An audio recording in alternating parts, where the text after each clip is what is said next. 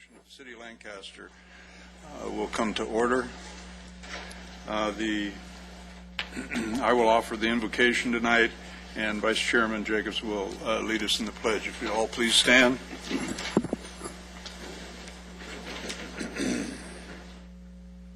Let's all pray together. We thank you, Father, for this day and for the many blessings that you have bestowed upon our community of Lancaster. We honor and pray for those members of the armed forces, and we remember and are grateful for those who have served, and especially for those who have sacrificed their life for the freedoms we enjoy in this great country. We humbly ask your help and for your guidance in identifying the problems that we can rectify in our community. Guide us in our efforts to administer the Planning Commission objectives. Help us to use our time and energy wisely, not to waste it on insignificant matters that benefit no one. Please bless us all to your service. And a special remembrance for a friend and colleague, Mr. Dan Otter, who recently lost his life, a developer in our community. I ask these things in your name. Amen. Please join me in saluting our flag. I pledge allegiance to the flag of the United States of America and to the republic for which it stands, one nation, under God, indivisible, with liberty and justice for all. Thank you. May I have the roll call, please? Commissioners Randy Hall.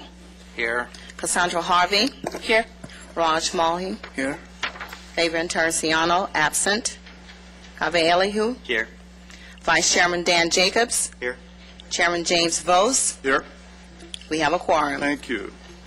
Yeah, and it is noted that Commissioner Teresiano is recovering from a procedure this evening, surgical procedure this evening, and I understand he's doing just fine. So we all wish him well and a speedy recovery, and we expect he'll be back with us the next meeting.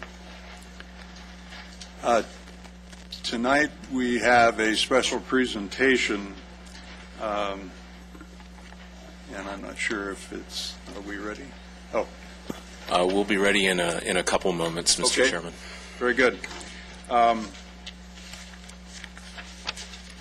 Then let me call for, let me advise you on public business from the floor. If an individual is unable to stay through the entire meeting due to extenuating circumstances, a total of 10 minutes is provided at this time, during which input may be given regarding agenda items. Individual speakers would be limited to 2 minutes each. Do we have any early speakers? None that have requested, Mr. Chairman. All right, thank you. So any person who would wish to address the Planning Commission on any agendized item is requested to complete a speaker's card for the recording secretary and identify the agenda item that you wish to discuss. Each person will be given an opportunity to address the Planning Commission at the time the item is called. The speaker cards are available at the rear of the council chambers and here on your left, my right, adjacent to Deputy City Attorney Mr. Adams.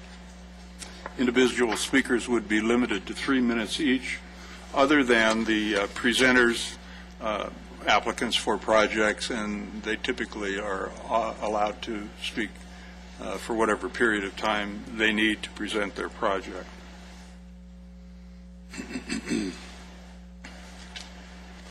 Are we ready? All right.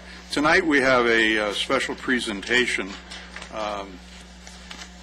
on the Town and Country Antelope Valley Area Plan Update. Our presenter tonight is Mr. Mitch Glazer, who's a supervising regional planner for the countywide studies for Los Angeles County Department of Regional Planning.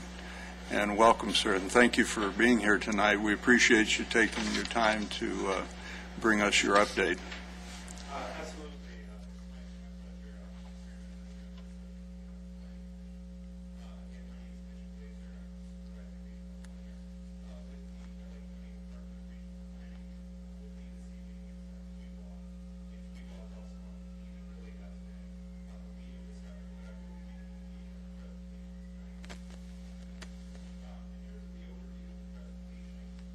First, I'm going to go through the update process that we went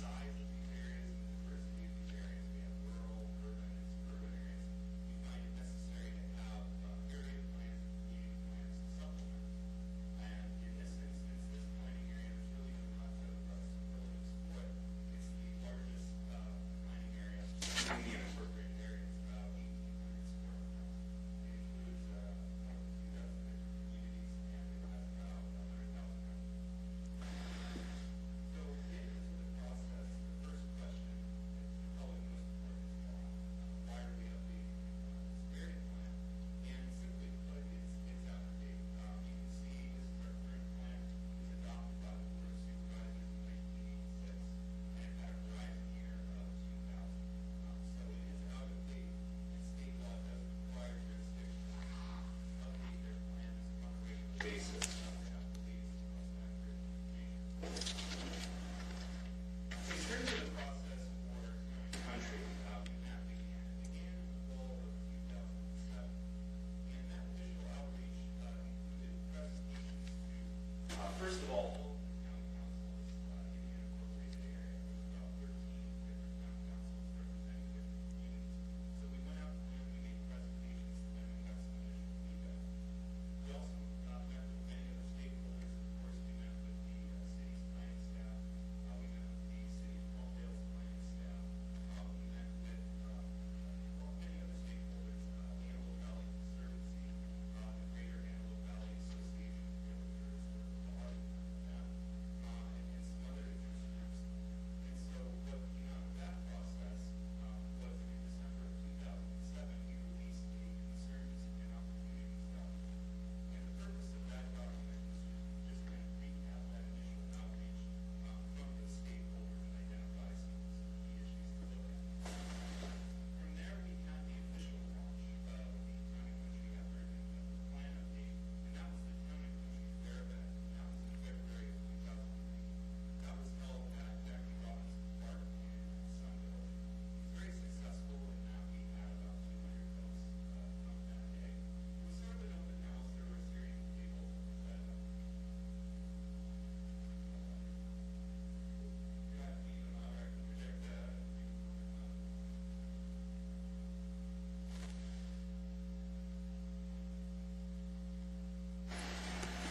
We're not being recorded, is that the problem?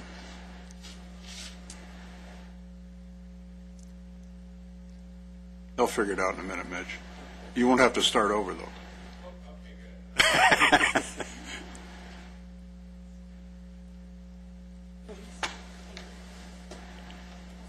Okay, great. Yeah, I can hear it now. Okay, so I was talking about this event. It was an open house, so we had folks come and get information from many different booths and also to provide us some initial feedback. And I should mention this event was covered by the Los Angeles Times. From there, we moved on to 3 series of 4 meetings apiece, so a total of 12 meetings that were held in the summer of 2008. The first series was called the Vision Series, and so meeting participants actually wrote vision statements for the Antelope Valley that were combined into bigger vision statements for that meeting, and then, of course, were combined by county staff to create the vision statement that guides the updated plan.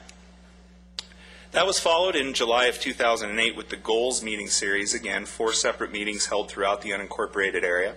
And in that meeting series, we actually had attendees write goals and policies that would actually go into the plan. Finally, in that August, we had the implementation series, again, 4 meetings throughout the valley, where we had meeting participants then explain to us what actions needed to occur in order to implement the vision and the goals and policies that they had developed. In November of 2008, we wrapped up this stage of the outreach with the Valley-wide presentation event, and this was held at the Chimbole Cultural Center. And what was interesting about it was basically a recap of all this outreach, and the presentation was actually led by 4 different residents of the unincorporated area. And so they actually gave the bulk of the presentation. And so that was a great summary of that initial outreach, and it was covered by Channel 3, the Time Warner Cable News. In April of 2009, we released the background report because, again, what I want to emphasize with that initial outreach is before the planners really sat down and got into the plan and did the research and started writing things, we went out to the communities first, and not just the residents and not just the town councils, but trying to cast as wide a net as possible and really make sure that we understood what issues other people, the people that live, work, and play out here, wanted us to address in this plan. So after we did that, we finally released our background report, which provided a factual baseline for understanding just what had changed since 1986. In October of 2009, we had our mapping meeting series. And so this was a series of actually 5 meetings throughout the unincorporated areas. And the purpose of these meetings was to actually have meeting participants draw land use maps, very basic conceptual land use maps, but they actually drew maps for their communities, which we used. In terms of going on with the update process, in May of 2010, we released what I like to call our preliminary draft, which was basically the first draft of the land use map and the first draft of the goals and policies for the policy document. And in May 2010, we presented these preliminary materials at a series of 4 results meetings held throughout the unincorporated areas. And so we went back to all the folks that had participated in the outreach, presented the products that we had developed, and asked them simply whether we got it right. And so we got some very useful feedback from that. In June 2010, we followed up with stakeholder meetings, which were more focused towards government agencies and the other interest groups in this valley. And I believe one of them was held in Lancaster. I'm not sure if Lancaster City planning staff was there because Chui had led that meeting, but I know several other county departments were represented. Certainly Supervisor Antonovich's office was represented. We had representatives from the Antelope Valley Transit Authority there. Again, the Antelope Valley Conservancy, the Greater Antelope Valley Association of Realtors, I believe the Department of Fish and Game. So again, that stakeholder meeting shows again that we made a concerted effort to reach out to pretty much everyone who's had a stake in this valley, and I'll talk more about that in a minute. After that initial draft and that initial feedback loop, we decided to release the full preliminary draft. So this is the full preliminary draft. It was released in March 2011. In addition to the goals and policies and the land use policy map, it has some other maps, and of course some of those earlier products were refined. Going back to the outreach, the most recent outreach we did was a renewable energy meeting, and that was just last month at the Lancaster Library just down the street. Again, very successful in terms of getting folks out. We had 200 folks show up, and again, not just residents and residents from the west side of the valley to the east side of the valley. We had representatives of renewable energy companies, of developers. Also, again, Antelope Valley Conservancy and other environmental groups. So it was a good dialogue. We presented some of our materials, and I think the bottom line is we know that there's much more work to do, and we'll be working on revising those. But that's just another example of our outreach. So to sum up this outreach, basically what we're looking at is 24 community meetings and events to date. And in addition to that, an additional 49 presentations and meetings, including the one tonight. And of course, that being said, outreach is ongoing.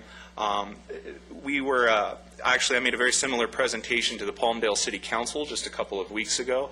I'll be making a similar presentation to the Palmdale Planning Commission in a couple of weeks. I believe it's next week. Me and a colleague of mine will be making a presentation to the Antelope Valley Board of Trade. We've had ongoing meetings with Edwards and Plant 42 and town councils, property owners, developers, really you name it. We have met with folks, and we're going to continue to do that until this plan is ready for public hearing. So that brings us to kind of where we're at currently. So before the summer is out, we will be issuing a notice of preparation for our environmental impact report. We anticipate that the Regional Planning Commission hearings will begin in the spring of 2012, next year. And we hope that by the end of 2012, we'll have gone through the Planning Commission and Board of Supervisors hearings, and that the plan will be adopted. Now moving on to the second part of the presentation, the actual draft itself. That's the cover of the plan. There's 6 chapters, 45 goals, and 232 policies. Now, I'm assuming that the Planning Commission, you're all very familiar with the city's general plan. And it is a very similar document in terms of chapters and how the goals and policies are laid out. Since it's not our general plan, we don't have to cover everything a general plan would. So not every topic is covered. But again, if there was a topic that Antelope Valley stakeholders wanted covered and addressed, it's included. So I'm not going to go through all these chapters and goals and policies individually. But I will touch upon kind of the overriding theme of this draft. And the overriding theme of this draft is something that we call the Rural Preservation Strategy. And the Rural Preservation Strategy is based on 3 different types of environments that are found in the unincorporated area. The first are rural town center areas, the second are rural town areas, and the third are rural preserve areas. Now, again, you must forgive me with the size of this planning area. Even on the big screen, this map is very difficult to read. And we will be zooming in on some portions that are nearer to Lancaster. But basically what you see is the dark green is open space. And that's the National Forest. That's other open space areas. The light green, which is a lot of the map, is what we call the rural preserve areas. And then the yellow areas are the town areas, and then the darker areas, which I guarantee you won't be able to see, are the town centers. So that gives you kind of the overall scale of this. So in terms of the rural preservation strategy, there's really basically 4 goals that we're trying to accomplish here. And the first, and probably the most important, is to maintain the rural character of the unincorporated communities. As we went through this outreach process, and I think everybody knows there's a big difference between Lake Los Angeles and Lake Elizabeth, or between Acton and Antelope Acres. But all these communities were very much united in wanting to preserve the rural character. They felt it was something special and unique about the area, that to some degree that the Antelope Valley is the last bastion of rural life, or one of the last in this county. So that really is what is the driving force. And if you look at our 1986 plan, that's one thing that definitely hasn't changed. The second thing we're trying to accomplish is to direct intense development away from natural resource areas and safety hazards, and I'll talk more about that in a minute. The third is to promote the efficient and cost-effective use of the existing infrastructure and to minimize the need for additional infrastructure in remote areas. And I know that this is a major issue for Lancaster, has been for many years. It's discussed in your general plan. We'll talk about that. Lastly, it's to reduce greenhouse gas emissions. I'm sure as the Planning Commission, you're very familiar with recent state legislation on greenhouse gases, such as Assembly Bill 32 and Senate Bill 375. And the gist of those laws, really these days in planning, it comes down to 2 acronyms, which are GHG, greenhouse gas emissions, and VMT, which is vehicle miles traveled. So I think you folks are familiar with those directives. So again, that's not necessarily the one factor that's shaping this, but it is one of our objectives with this strategy. To delve into this strategy a little bit more, first I want to talk about the town center areas. And so these are some photo visualizations. I should acknowledge these were created by RBF Consultants through a grant that we received from the Southern California Association of Governments, or SCAG. So this is Quartz Hill, obviously a community that's familiar to you. It's in the city sphere of influence. So what you see with these town center areas, you see a little bit of infill development, and then you also see some improvements. And again, this is more of a fantasy, not necessarily something that's going to happen, but it shows you what we're looking at. Things like bike lanes, enhanced crosswalks, enhanced lighting, pedestrian amenities like benches and improved landscaping. So we're really looking at these town center areas to be the focus of day-to-day life, which not only improves the community but also reduces driving trips if there's a town center nearby. Give you another example of a community that's nearby. This is the Antelope Acres Town Center. And again, not major change. You see incremental change. You see maybe a facade improvement there, and again, very, very Old West sort of architecture.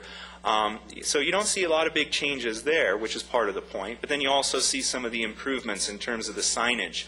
You see the trail. You see someone on horseback. Trails are a form of alternative transportation. You see, again, the bike lane. So that gives you an idea of what we're looking at. Now, the town areas are essentially the residential areas. They're still rural. They still have some agricultural activities, but the town areas are kind of the areas surrounding the town centers where most people live. So that leaves the rural preserve areas. And so before I talk about the rural preserve areas, I want to get back to this issue of environmental and safety constraints. Now, this map, this is the countywide map. I make it a little bit easier to make out just focusing on the Antelope Valley, but basically, this is a map that's trying to show safety hazards and environmental constraints. And safety hazards could include things like the San Andreas Fault and other fault zones. It could include things like fire zones, landslide zones, liquefaction zones, areas where there are very real safety hazards that really speak to the fact that the development should be limited. Now, when it comes to environmental factors, there's significant ecological areas. There's also environmental resources. There's farmland that has been designated as important by the state of California. So those are some of the resources that we're looking at as well.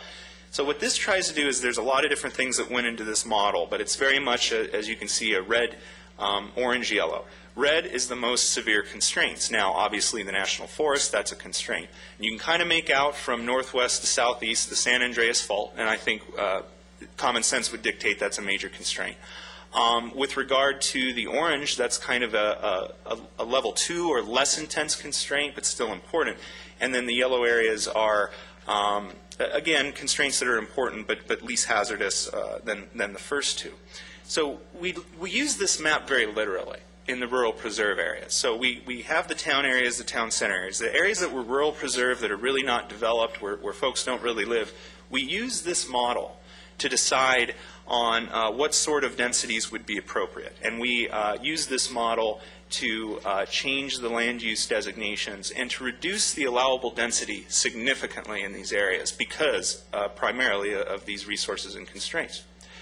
So that kind of, again, I didn't want to get into a lot of detail on the draft and all the elements, but before wrapping up this part of the discussion, I do want to address two pieces of frankly, what I think is misinformation that I think you may have heard and other folks may have heard. Now, the first I want to talk about is growth and build out and growth numbers. And I've received a lot of letters and I've met with a lot of folks who say Town and Country is a no growth plan. And maybe you've heard that from folks, that Town and Country is no growth. Now, first of all, with regard to the three areas I talked about, 52% of our planning area is open space. Now, with the so 52% of it is open space. Now, 18% of it, in addition to that 52%, are the rural town center areas and the rural town areas. So in 18% of our planning area, allowable densities are either being maintained much as they are today, or in some cases increased because of the town center concept. 30% of the planning area is where we're reducing the density significantly. So it is a very large area, but again, we're only talking about 30% of the planning area.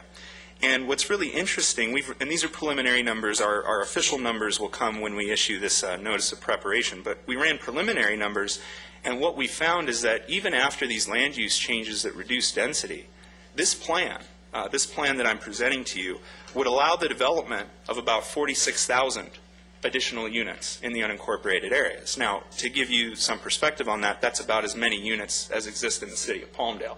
So actually, it's not only not a no-growth plan, it's actually a lot of growth. It's talking about adding a population the size of the city of Palmdale to this valley. Now, we've looked at historical growth rates in the unincorporated areas, and what's interesting about that 46,000 number is that if you look at that 46,000, if growth continues as it has over the last 100 years, with assessor records we can look at this, this is about 196 years of growth.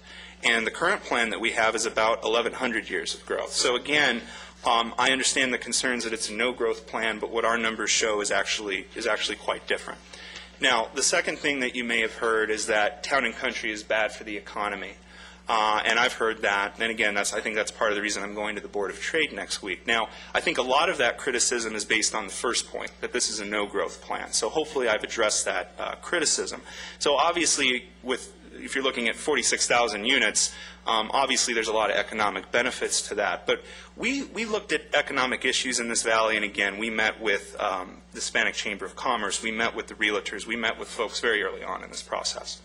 But what we're looking at is very targeted economic issues, and I'll bring that up when we talk about the relationship to the city of Lancaster. So we actually support a lot of things that are economic development issues, the High Desert Corridor, the continued development of Fox Field and Palmdale Airport, and of course the development of jobs. And we have existing job centers within the cities, and to some extent, at least in recent years, I don't think someone could argue that the Antelope Valley, especially the unincorporated areas, there's really a problem of housing or too much housing, or not enough housing, excuse me. Maybe the converse would be true. It's more of a jobs problem, and that we need more jobs in this valley. I saw it just driving up on the way here, the line of cars backed up at the Avenue S exit. First of all, we need to make sure that people can find jobs within this valley, and we need to make sure that new housing is near jobs to reduce traffic congestion. Let me just, on this point, I want to say we've done our background report, but other folks have come to the same conclusion. I want to read you a quote from the Antelope Valley College Master Plan, which they came out with in 2007. Despite a positive economic growth trend in the valley, there are economic concerns that may hinder this anticipated growth, such as the job housing imbalance, long commutes, and traffic congestion. So if you look at the unincorporated areas that quite frankly are far from transit, they're far from highways, they're not very accessible, they're not really near jobs. So if you look at those areas, I actually think that reducing densities responds to the economic concerns that are mentioned in this master plan. If we allowed a lot of development in our areas, especially at urban densities, the jobs housing imbalance would probably get worse. These folks would have long commutes by necessity, and traffic congestion would get worse because people would be driving further. So not only do I think that we've addressed economic issues, I think that some of the policies that we're coming up with may actually be supportive of these economic concerns and lead to better outcomes. Now, I also want to mention, for City of Lancaster purposes, because now I'm going to transition to some more specifics, this is a map from the City of Lancaster General Plan that was adopted in 2009. And I do acknowledge that we met with your planning staff. I'm not going to acknowledge that we plagiarized your general plan, but when I read it, I couldn't help but notice the similarities. And so this map, which again is a little bit hard to see, this is a map of the urbanizing area versus the non-urbanizing area. And so it's kind of like our rural preserve map. And what the Lancaster General Plan says is within this blue boundary on this map, this is going to be our urban area. This is where urban development is going to go for the same reasons that I mentioned, because that's where the infrastructure is. That's where the accessibility is. We want infill. We want it closer to homes. The other areas in Lancaster would actually remain rural. And that came across very clearly. So on that note, let's delve into the maps a little bit, and I'll try to go through this quickly. So I'm just going to zoom in on some of our land use maps. Quartz Hill, I mentioned, is obviously in your sphere, so I figured that would be of interest. Now, you look at Quartz Hill, and even at this scale, you see the yellow, you see the H5, the H2. Those are residential designations. H2, 2 units to the acre. H5, 5 units to the acre. Red's commercial. When you see RL, that basically means our rural land. And so the numbers are different. You see what we call White Fence Farms and El Dorado, which is kind of that unincorporated island just north of the AV Mall. That's rural land too, 1 unit per 2 acres. You look further west, out by Leona Valley, you start seeing these rural preserve areas. That's where you see the 1 unit per 20, the 1 unit per 40. So if I can tie that to the rural preservation strategy map, you can see the town areas correlate to the higher densities, whereas the rural preserve areas, the green areas, are the lower density areas. Another area that might be of interest would be the Antelope Acres areas. So you see the Antelope Acres town is RL2, 1 unit per 2. The remainder of the area is a preserve area where you see those lower densities. So again, that's the rural preservation strategy map. That's the land use map, and you can kind of see how they're related to each other. Finally, just want to show you the east side of your sphere. So this is the east side of Lancaster. This is the Roosevelt area. The purple you see at the bottom is part of the Palmdale Airport property, which is still unincorporated. We designate that as public.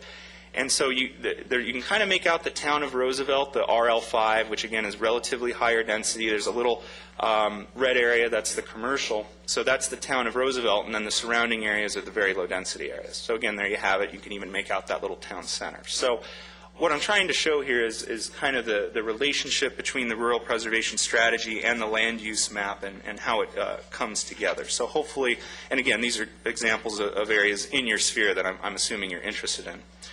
So the third and final part of my presentation is talking about the relationship to the city of Lancaster.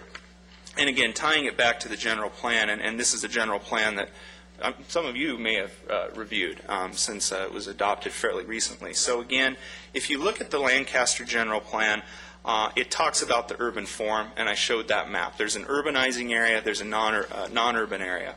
And so again, we think that our policy document is very supportive of the goals of Lancaster and the Lancaster General Plan, in that in our areas, we're not saying that this is an urbanizing area, or that these are urban areas. What we say is they're all rural areas, and then there are some maybe rural town areas, but the rest, it's really very low density rural. So we think that's an important consideration.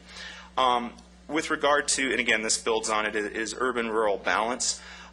is that even within the city's general plan talks about this. I have a list of the policies. I'm not going to read them or even give you the numbers, but I have them. And talking about even within the city that you need to preserve the rural character of areas, and especially outside of it. So we think, again, what we're doing is very supportive of Lancaster. Infill development. The Lancaster general plan talks about this. Obviously, all the leapfrog development that has occurred as you drive through Lancaster and Palmdale, there's all this vacant land. Well, really, future growth should be focused back on that vacant land as opposed to moving further and further, and there's a lot of benefits to infill development. Lastly, of course, is downtown revitalization, and I think this has been a priority of Lancaster's for some time.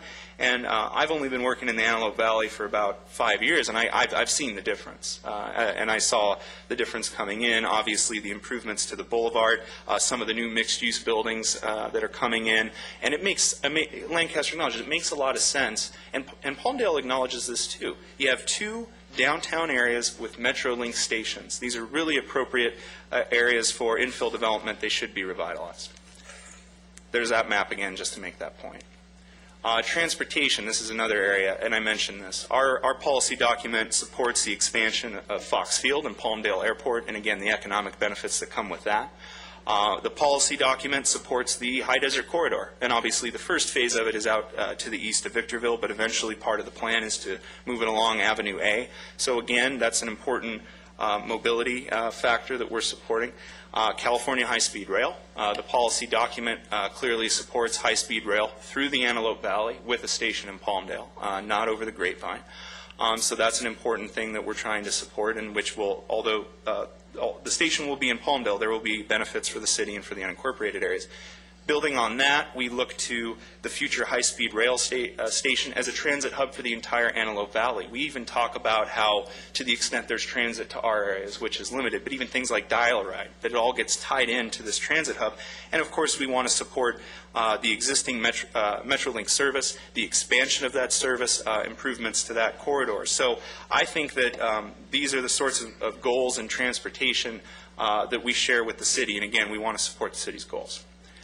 There's so many other issues to get into. I'll just touch upon a few before wrapping up here. There's infrastructure planning. And I think the infrastructure component of this is really important. And I've read the introduction to Lancaster's most recent general plan. And it talks about previous general plans and the sort of growth spurt that occurred in the late 80s and early 90s, and how there was somewhat of a lesson learned from the residents and from the decision makers. Obviously, it's a time much like our own in many ways, where there was a lot of development and then it sort of cooled off.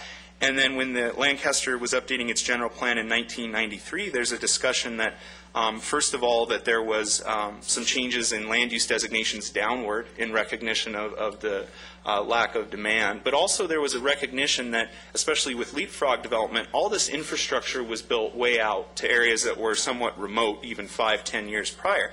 And the introduction talks about how, and as we all know now, you come in with a development project, especially a subdivision, typically the developer is going to pay for that infrastructure. The developer is going to build it. The developer is going to build it not only to serve their project, but also to benefit the community. But as the Lancaster General Plan mentions, over the long term, though, those costs are borne by the taxpayers to maintain that infrastructure. So if you're building a lot of infrastructure out to remote areas to accommodate leapfrog development, that's actually bad for the taxpayers in the long run. It could be, or it could have negative economic impacts. It makes much more sense to do what Lancaster is doing, which is reinvesting in the central areas, reinvesting in places like Lancaster Boulevard, where the infrastructure is there, where the train station is there. So again, that's a common issue that really we want to emphasize. Public safety, obviously it's an important issue, and I think Lancaster leadership would agree that folks have a choice if they want to live on a fault zone, if they want to live in a fire zone, they have that right.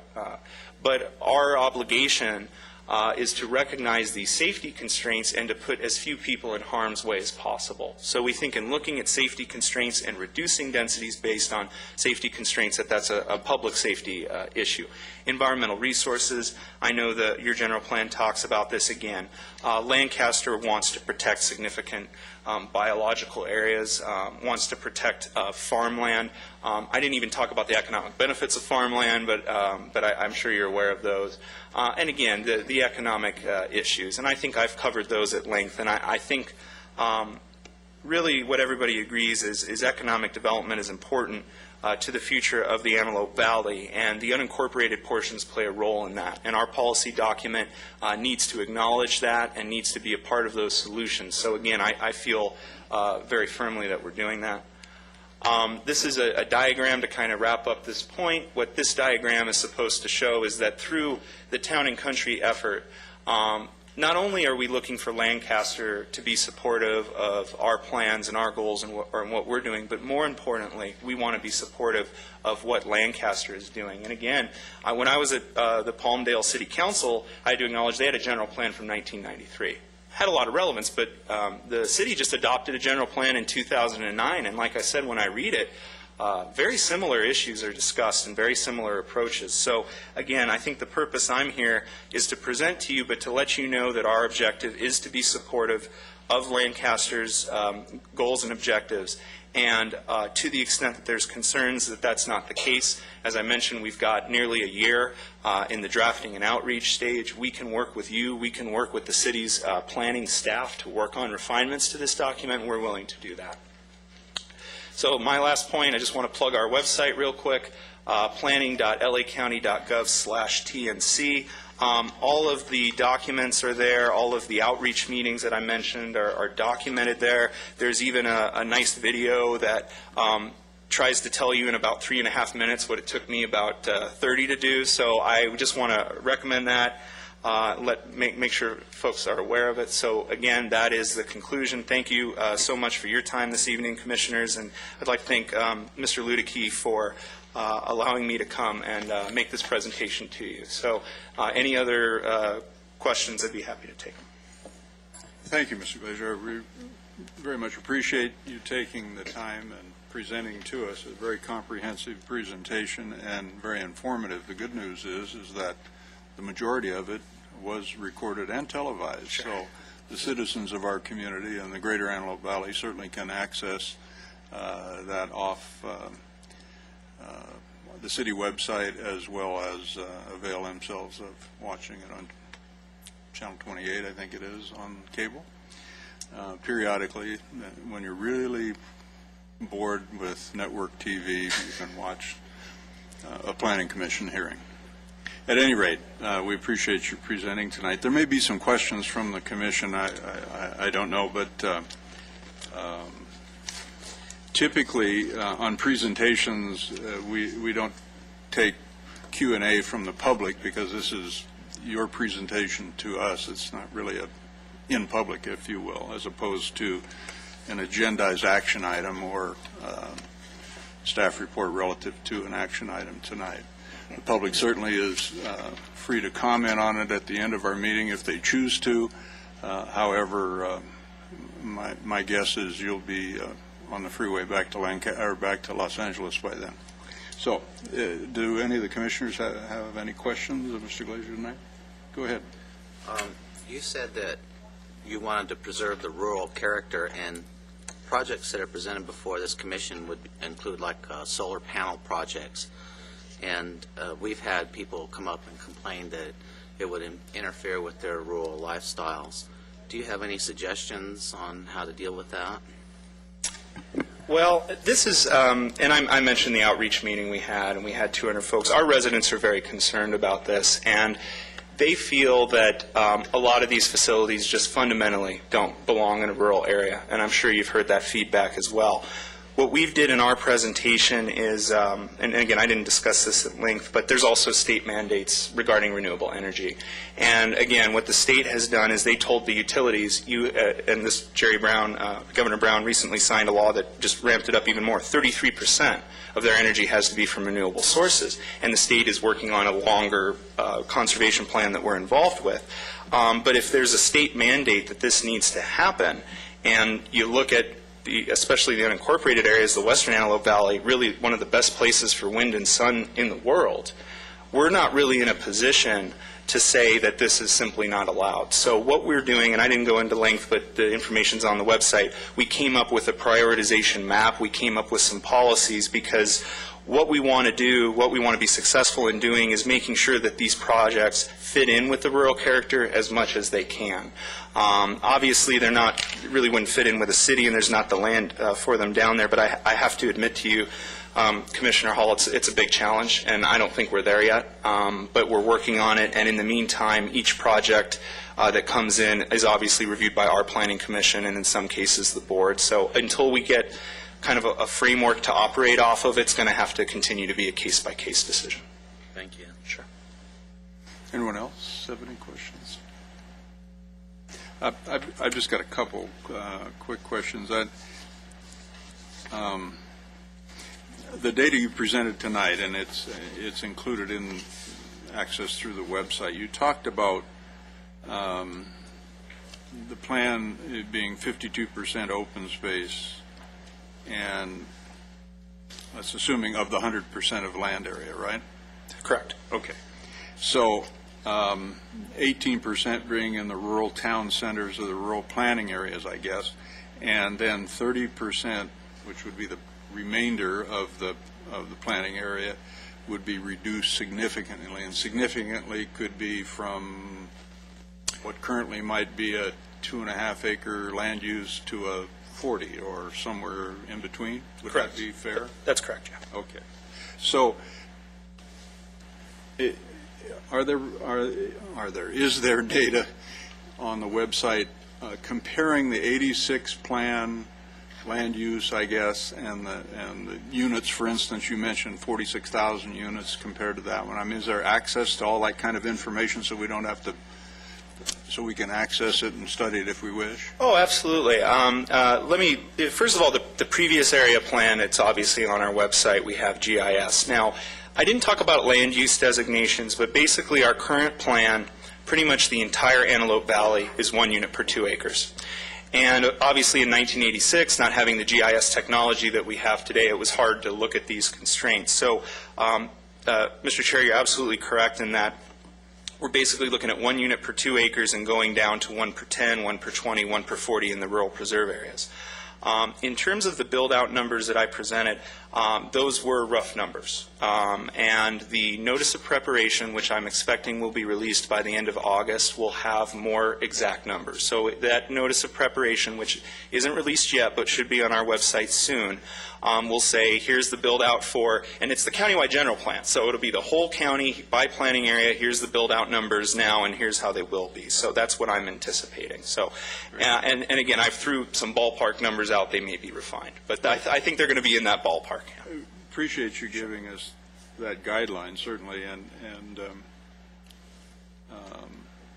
so I listened to some of the presentation at the City of Palmdale, and I read the staff report there, and it really suggests that, and if I'm hearing you correctly, it really suggests that the urbanized development is forced, if you will, if maybe that's not the correct word, but directed maybe to the urbanized areas of the cities of Palmdale and Lancaster in the north part of the county, if you will. That's correct. Actually, our policy document says that very explicitly, that we want the majority of growth, especially growth at urban densities, to be in the cities of Lancaster and Palmdale, And which includes their spheres. Yeah. Linked primarily to the infrastructure availability and the desires of the urban or the rural community. That's correct. Okay, very good. All right. Well, thank you. That's all I have. And anyone else have anything? Again, thank you so much for being here tonight. We very much appreciate your taking the time and your very professional presentation to us. Thank you again, Mitch. Thank you. Thank you again. Mr. Chairman, Yes. I do understand that the commission is not taking any action on this item, but it is an agendized item, so I would recommend taking public comment. Having said that, because no action is being taken, if you chose to take the public comment toward the end of the meeting, that would be acceptable. The public comment is required to be taken before any action. And as you mentioned, this is not an action item. Right. So. And that would be my intent, with the concurrence of the members, that we take comments on this at the end of the meeting, since we do have agendized items and folks are here on action items that are rather important to them, certainly, and I'm sure would like to get on with their business. So, everyone agree to take, if we're going to take comments on this at the end? Is that all right? Okay. All right, thank you. Thank you, Mr. Adams. Appreciate your comment. All right, then, the first item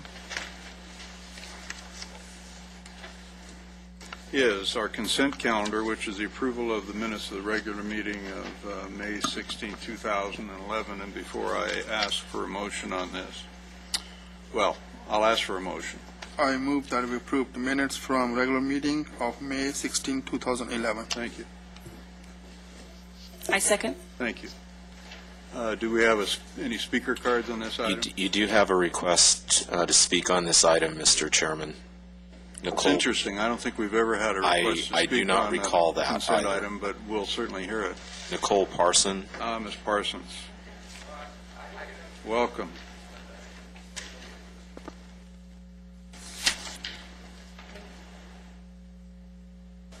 Hi. I just wanted to let you know that the minutes are wrong from last meeting.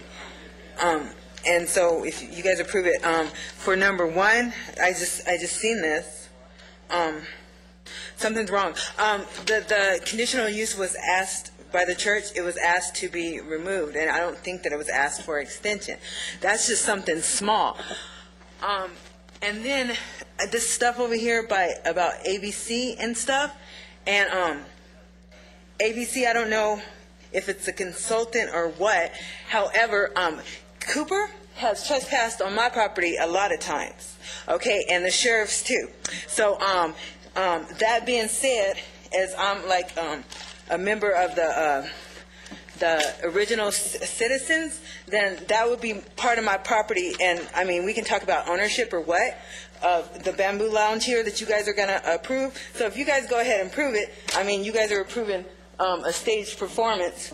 But I just wanted to tell you that you guys, your minutes are wrong. Okay? Does that conclude your comments? Does that conclude your comments? No, also there's a map here that's wrong too. I noticed in the McDonald's map, it's wrong. It's wrong. So that's that for this agenda item. Okay? Thank you for your comments. You too, sirs. May I have a vote, please?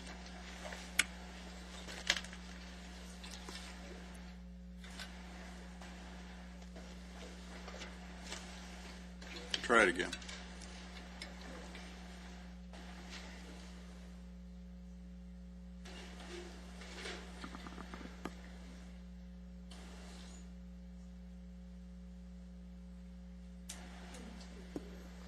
Passes 6-0 with Commissioner Terracciano absent. All right, next item is new public hearing. First public hearing is conditional use permit 8937 amended. This is Desert Montessori Academy. We have not received an uncontested letter on this. So, may we have a staff report, please? Chairman Vos and Commissioners, the Desert Montessori Academy is requesting to expand the existing child care and kindergarten facility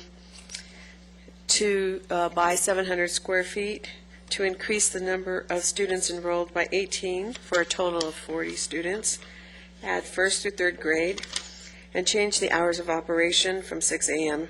to 6 p.m. to include early and late daycare. The expansion would be to convert the existing 252 square foot garage to a group work classroom area and bathroom, plus the construction of an additional 448 square foot classroom for a total of 700 square feet for a classroom work area. Okay, that area that we're talking about would be called the Gessel House, which would be the first through third grade for up to 16 children. And you can see on the floor plan there, it would be what you can see in yellow. The other part of the house would be called the Children's House for preschool to kindergarten. Access to the site would be provided by an 18-foot wide driveway that would allow 4 tandem parking spaces for up to 4 staff members, a 2-foot wide landscape buffer, a new 4-foot wide pedestrian access to the house, and a 4-foot wide ramp to meet ADA requirements, and modification to the entryway. The zoning code requires 5 parking spaces for up to 100 children, which is the requirement for what exists right now. No complaints have been received from the neighborhood regarding traffic or parking on Fern Avenue prior to project notification. The applicant indicates that the school hours would be staggered to minimize impacts to the surrounding neighbors. Children's Houses, preschool through kindergarten, would be in session from 8:30 to 3:30. Gessel House would be in session from 8 to 3:30. And the staggered school hours and expansion of the daycare would be from 6 a.m. to 6 p.m., which would spread the drop-off and pickup time over a longer period of time, thereby diminishing the concentration of vehicles and increasing the compatibility with the existing neighborhood. The elevations, as you can see, would be compatible with the existing building, and the garage height would be no higher than what exists now. Should the Planning Commission choose not to approve the expansion, the Montessori school would continue to operate as it is now, with 22 children and the hours of operation from 7:30 to 5:30 p.m. The applicant has been operating with 38 students for the past 2 years. There have not been any complaints from the neighbors regarding noise or traffic. In April, staff observed the traffic and parking patterns on Fern Avenue and didn't notice anything significant that would affect the traffic on the street. The project is in conformance with the general plan and is consistent with the provisions of the R7000 zone. Therefore, staff is recommending the Commission approve the request to expand the existing school by 700 square feet, increase the number of students enrolled, and change the hours of operation from the original conditional use permit to 6 a.m. to 6 p.m. I'd be happy to answer any questions you may have. That concludes my presentation. Yes, thank you. The members have any questions before we I have a comment. hear? Go ahead. I did a field trip to visit the site a week ago, just to let the other members know. Thank you, Mr. Hall. I also like to add that I was with Commissioner Randy when we took the field trip. All right, thank you.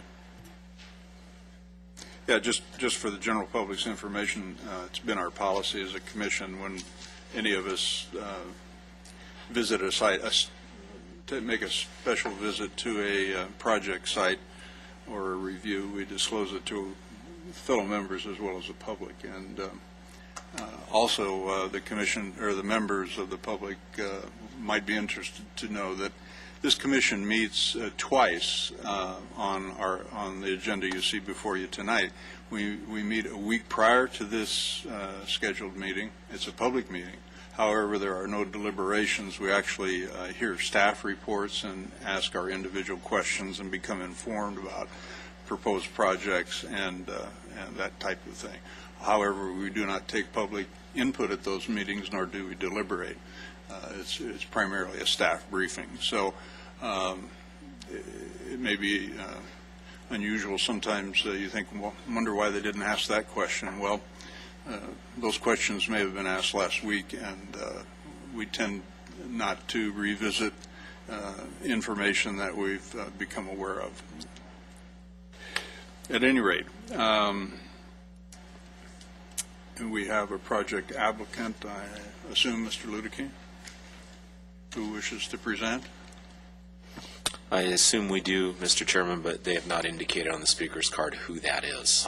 Okay. Well, there's a young lady standing up, so we'll find out who she is, and then she can present.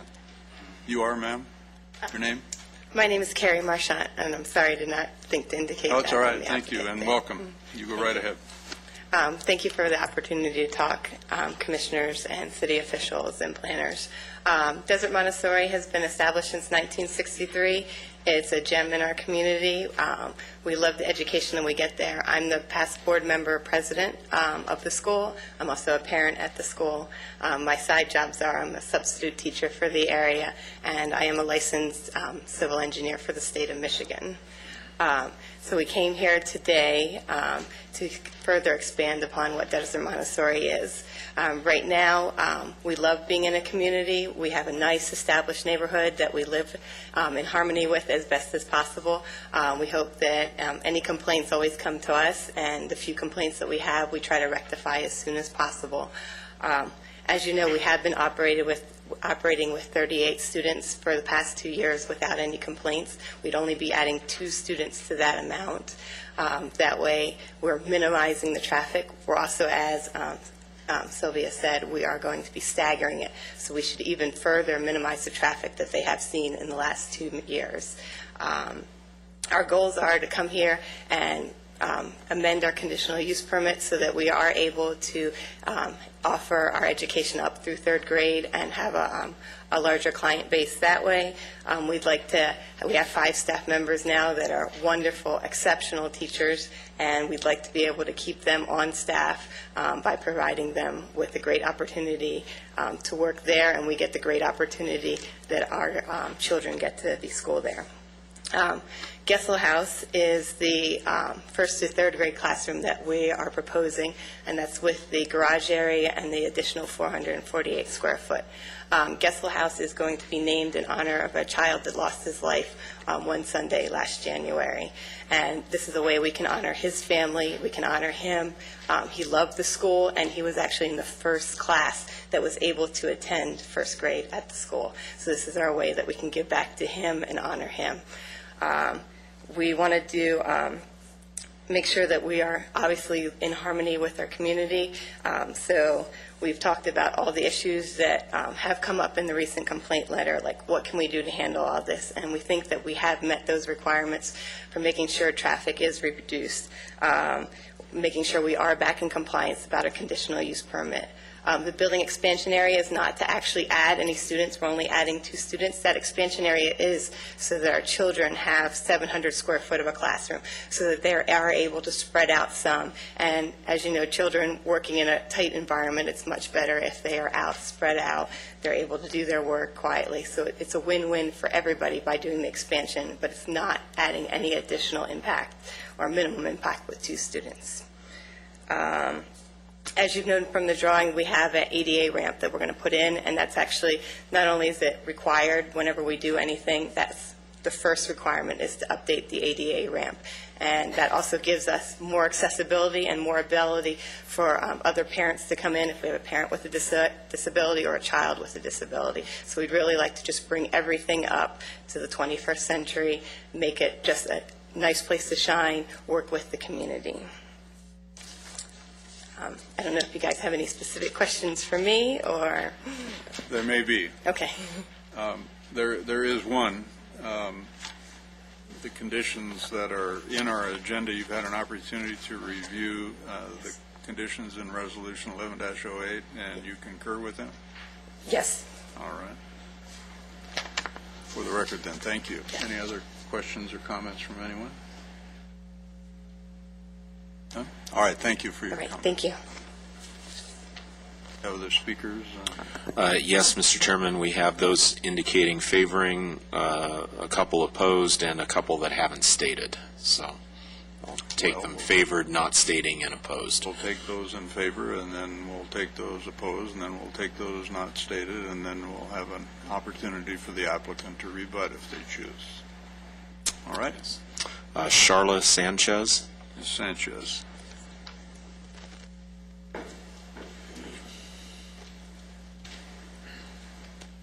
Evening and welcome. Thank you. My name is Charla Sanchez, and I am the principal at Desert Montessori Academy.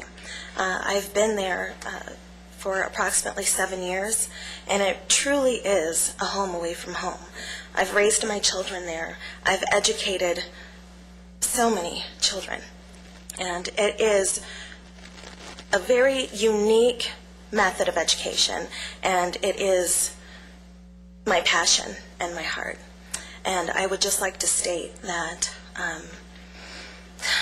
if given the opportunity to continue to be a gem in this community, I would very much appreciate that. My students mean the world to me. Thank you. All right, thank you for your comments. Sarah Modoff? Yes. I'm sorry, I did not get the last name. I beg your pardon. I believe it's Modaff. Modoff? Yes. Good evening and welcome. Good evening. I am the vice president on the board of the Desert Montessori Academy, and we're just looking forward to this expansion, and we hope to have this opportunity. I know you all have done wonderful things with the Central Lancaster, and I really think that this will only add and support, the culture and the education that we want to preserve here. And it's a nice private school where we can really, just bring each of our own special personalities. A lot of parents volunteer and help, and we do community work. So, thank you. Thank you, ma'am. Erica Duffy. Ms. Duffy, welcome.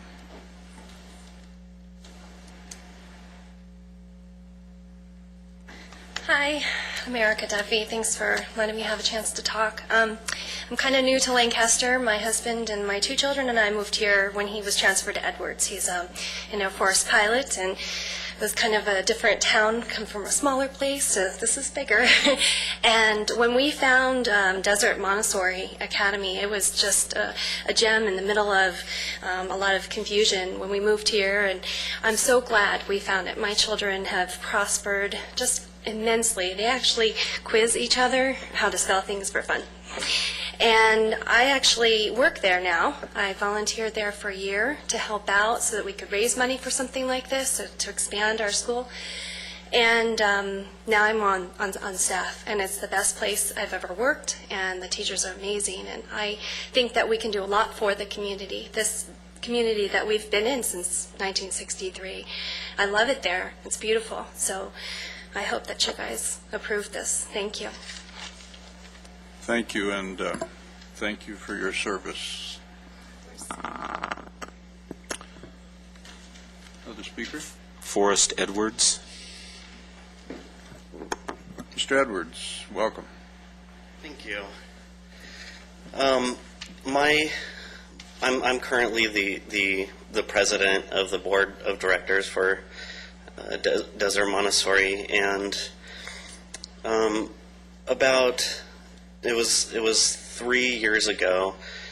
My wife passed away, and I'm the single father of a 8-year-old daughter, and she wasn't doing well in public school, and she's a very creative young lady, and she needed something that would help her grow.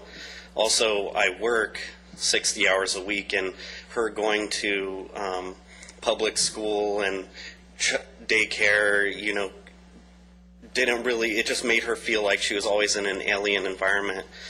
And when I took her and found Desert Montessori, the amount of time that she spends there, it's a little house in the community, and she does feel like it's her home away from home. When I drop her off there, saying goodbye to her, she's just like, bye.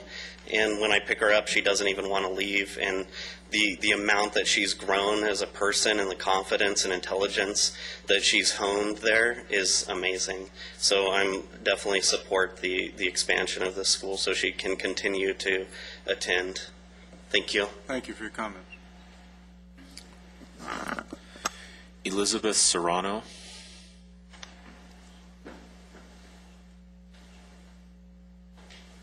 Welcome, Ms. Serrano. Hi. I'm currently a staff member at Desert Montessori Academy. I'm a lead teacher for Children's House, as well as assistant director. And I just wanted to speak for the staff members, because, basically, if you vote no, I mean, the staff members are not going to be able to work there, and it's going to make a real big impact on the community itself. I mean, some of the staff members are, again, they're the only, how would you say, they're the only support in the family. And I work there. I've been working there for 9 years. I love it, and it's a home away from home. And thank you. Thank you for your comments.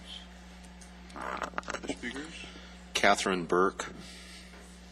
Ms. Burke? Welcome. My name is Catherine Burke, and I'm a teacher at the Antelope Valley High School District. My husband is active duty military on Edwards, and I'm a parent at Desert Montessori.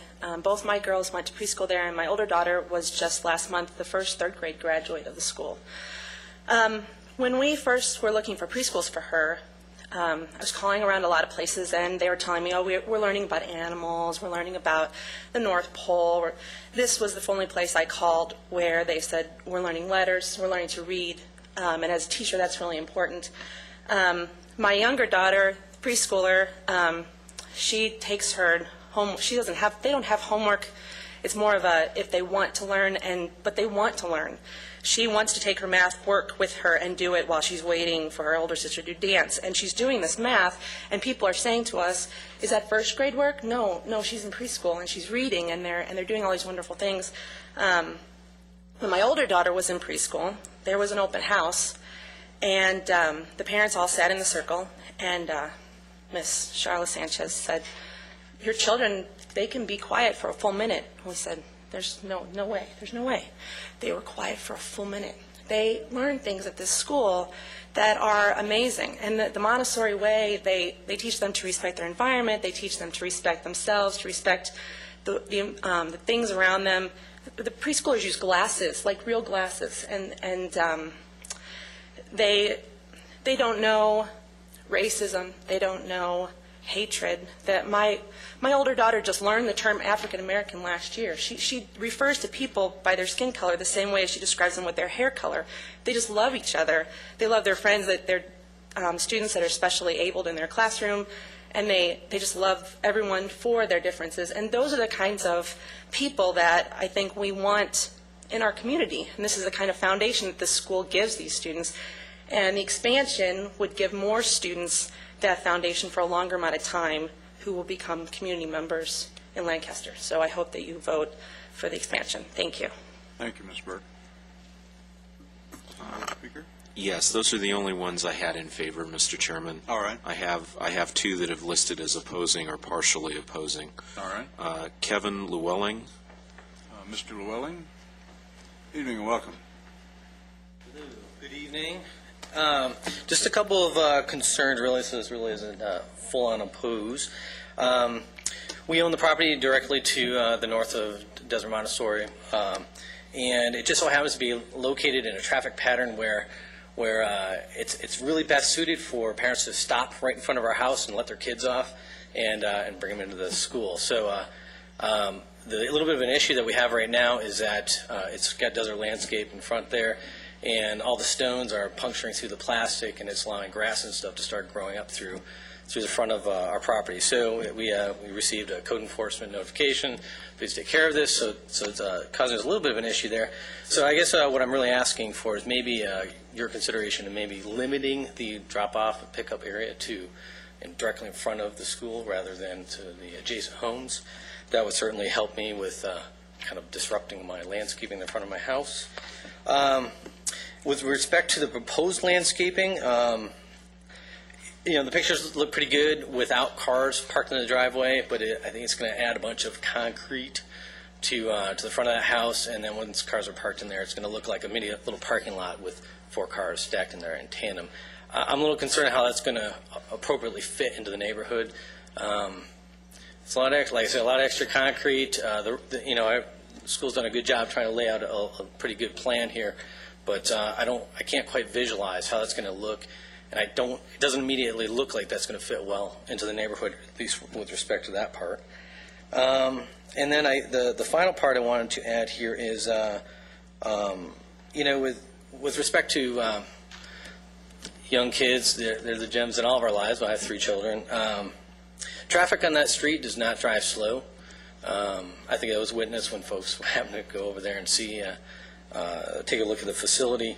I would recommend that maybe you add some signage on that street to either identify the fact that there's children in the area or school down the street. I know there's a school even further down the street that doesn't have that, but they have a separate parking lot, obviously that they drop off and pick up children from. So I would recommend that they add some signage there because I know I've witnessed cars traveling well over, what appeared to me well over 40 miles an hour on the street, even though it should have been 25 miles an hour. So that's all I have. Thank you. Thank you, Mr. Llewellyn. I'm sorry. There may be some questions for you. Anyone? Do you want me to stay? I'm not sure. No. Thank you, sir, for your comment. We have another person. Yes, Cynthia Bailey. Miss Bailey? Good evening and welcome. Hi, my name is Cynthia Bailey. I've lived in Lancaster since 94. And this is my first house. I live directly to the north of Montessori. And as much as I love kids, I have no problem with the staff because they're very nice. We do try to work out our issues and differences as they arise.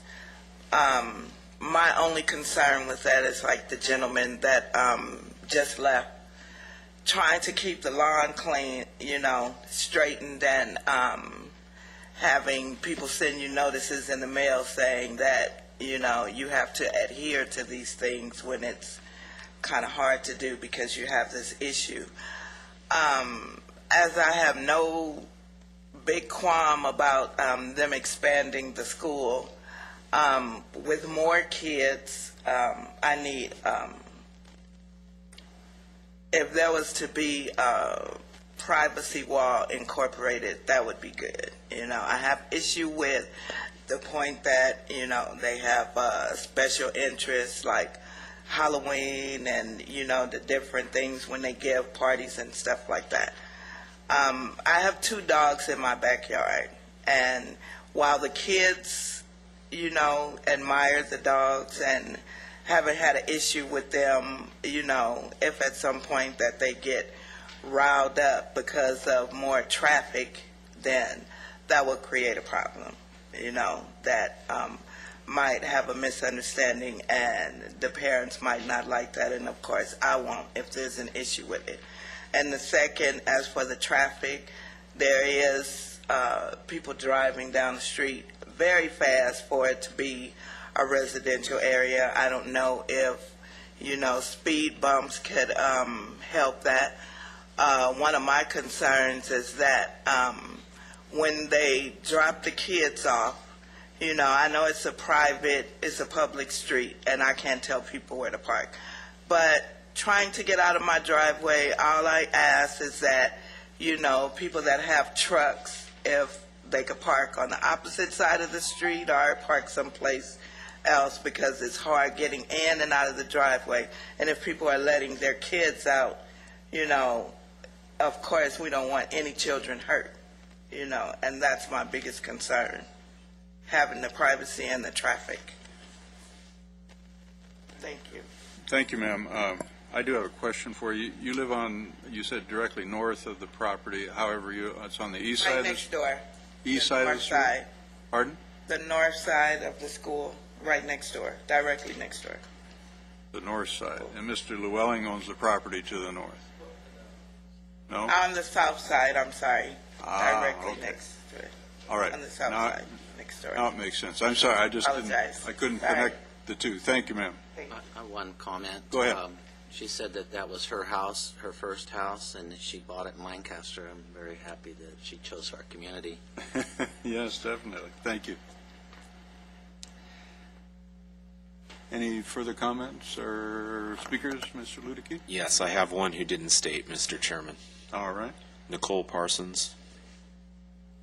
I could have predicted that. Welcome, Ms. Parsons.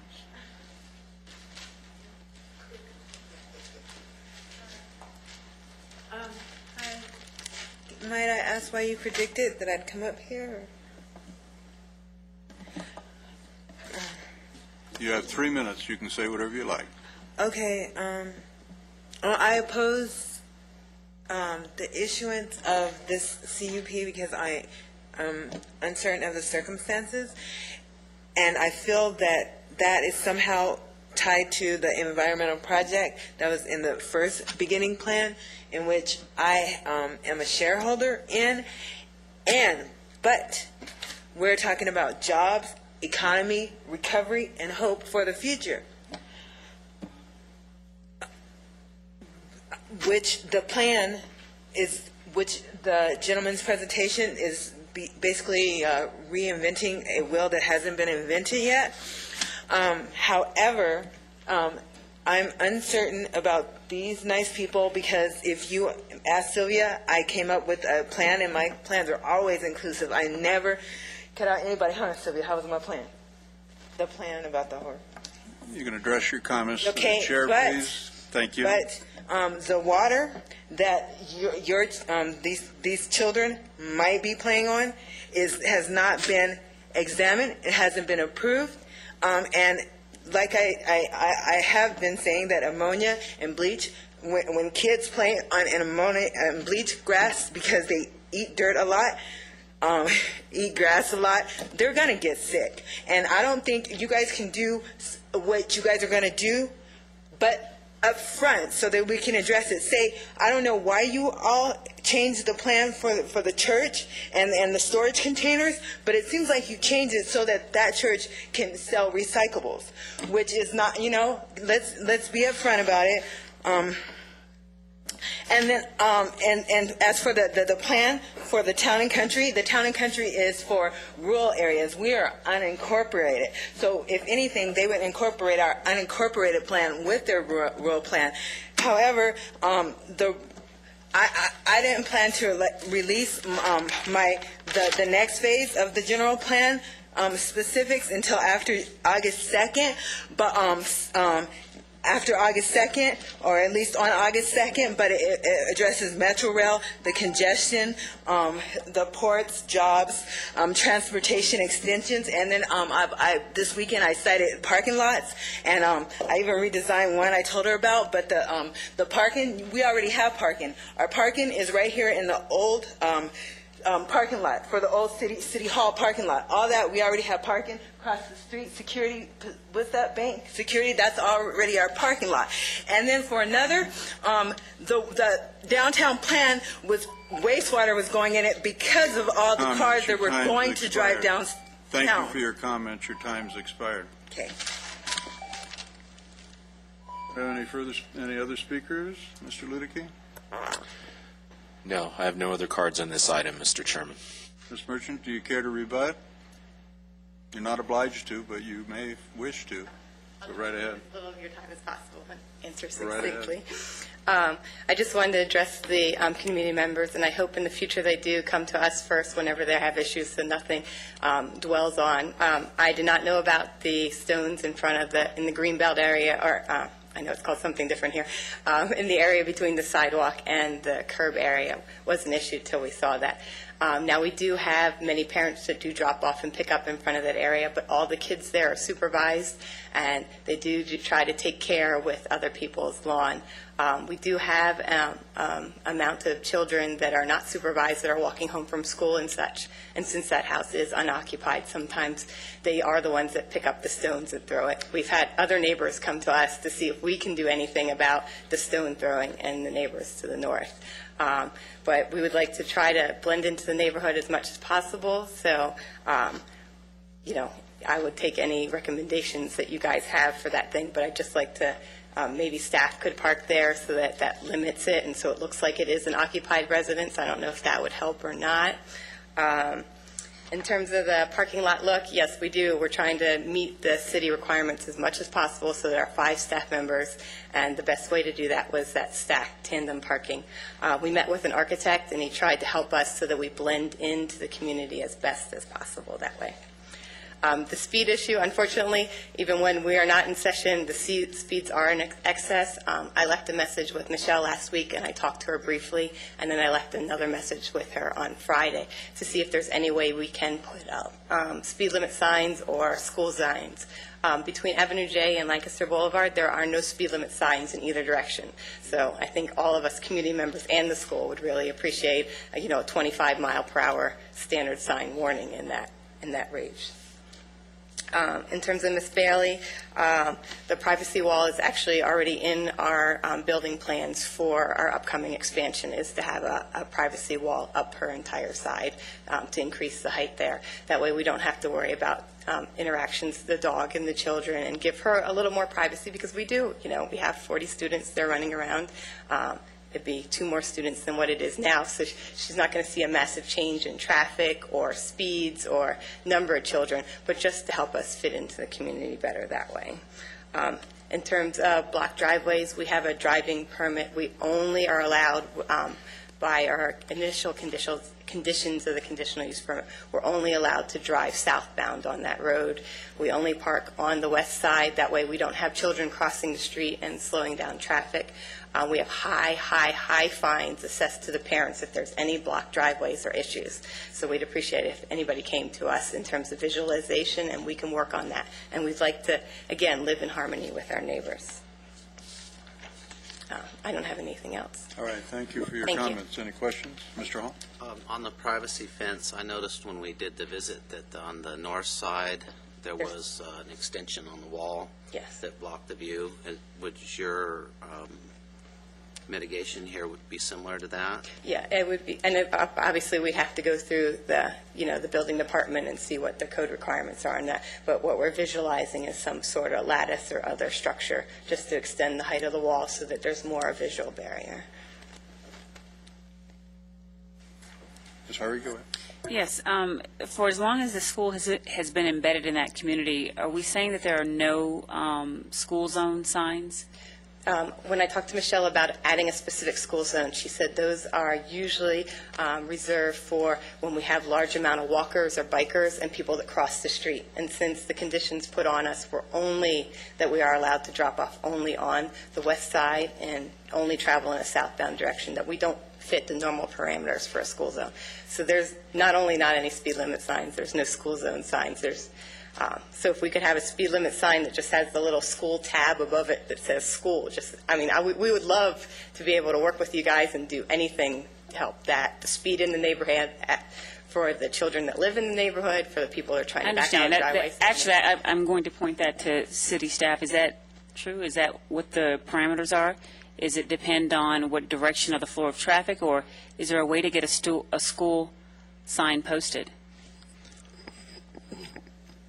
Michelle is our traffic engineer, and what it would depend on is the California Manual of Uniform Traffic Control Devices. So we would have to look into that as to where signs are warranted, and we can do that. We can investigate it and see if there is something that can be done to put signs where they're warranted and where they can help, hopefully. What you're saying is that the city does not have the luxury of installing signs where we think they ought to be. It has to meet a certain standard, a uniform standard in the state, right? Yes, that is correct. For instance, the speed limit on public streets, non-posted public residential streets is 25 miles an hour. Yes. Our traffic laws say that. So if anyone's recently taken a driving test at the Department of Motor Vehicles, they would know that. However, it doesn't necessarily mean folks follow the law. A visual reminder is nice. Unfortunately. Anyway. Anything further? Anyone else? All right. Thank you for your comment. Thank you. All right, then. Any other speakers, Mr. Ludicky? No, Mr. Chairman. All right, then it'd be appropriate close the public hearing without objection and consider a motion on this matter. There were some points brought up limiting the drop-off area. The conditional use the existing conditional use permit addresses that issue. I know in our staff study session we talked about the concrete driveway, its width and its length, and we're staff satisfied that it will work. Yes? Okay. The signage issue we just talked about and the landscaping is in the purview of the landscape ordinance and staff review when the application actually comes in for a building permit, right? So, okay. Those are all the issues that were brought up? That's all I have notes on anyway. Okay. All right. Then it would be appropriate to consider a motion on this matter. I make a motion that we adopt resolution number 11-08, approving conditional use permit number 89-37 amended. Second that. Thank you. Thank you, Mr. Miller. Thank you, Mr. Harvey. All right, any further discussion, comment? Please vote. No, wait a minute, it's not blinking yet. Now you can vote.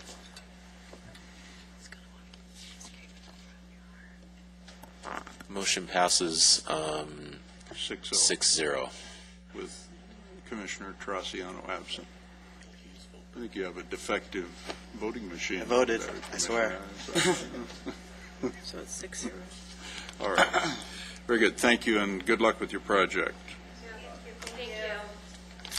All right. The next item is conditional use permit 9206. This is an amended condition, the second amendment. The Maricon family for the McDonald's restaurant at 30th West and Avenue L. And for the record, we've received an uncontested letter on this matter. Do we have speakers on this?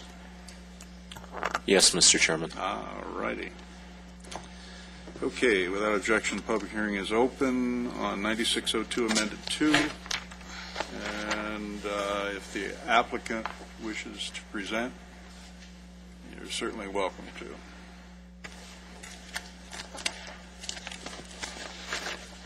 Hello.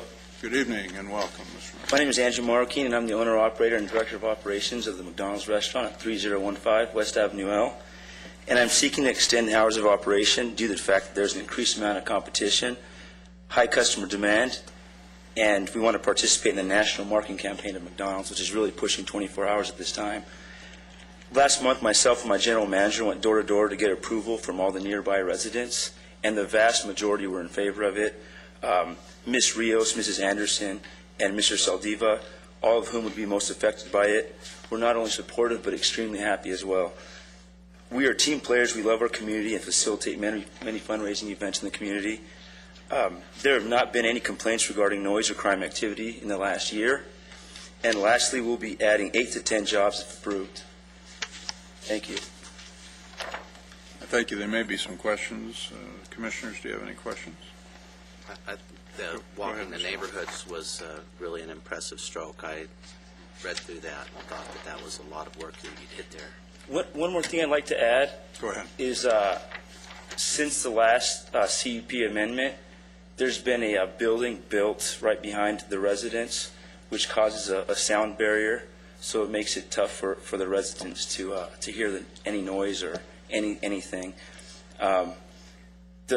The noise on L on 30th is actually much louder than what's produced in our parking lot, so I just wanted to note that. You have a challenging location there. Yes. Tight site, limited parking, and especially since the new very center's interesting there now. circulation patterns. Definitely. And your neighbors to the north in the commercial shopping center have even more of a challenging circulation pattern. Yes. And you have a successful business there, right? Very successful. Thank you. Great. All right, thank you. Any further questions of anyone? All right, thank you. We have speakers in favor? Yes, Mr. Chairman. Jesse Lopez. Mr. Lopez, welcome. So good evening, everyone. My name is Jesse Lopez, and I'm a field service manager for McDonald's Corporation, and I support the Marroquins in this endeavor. McDonald's Corp is looking to expand more of our restaurants to 24 hours. Here locally, we have, in Southern California, we have 800 restaurants. 400 of them are at 24 hours locations because of meeting the demand of our consumers. 1 out of every 5 customers now are not working the traditional 9 to 5 hours.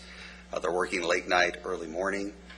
So we want to meet that demand, and a lot of our competitors already had a market share in that area.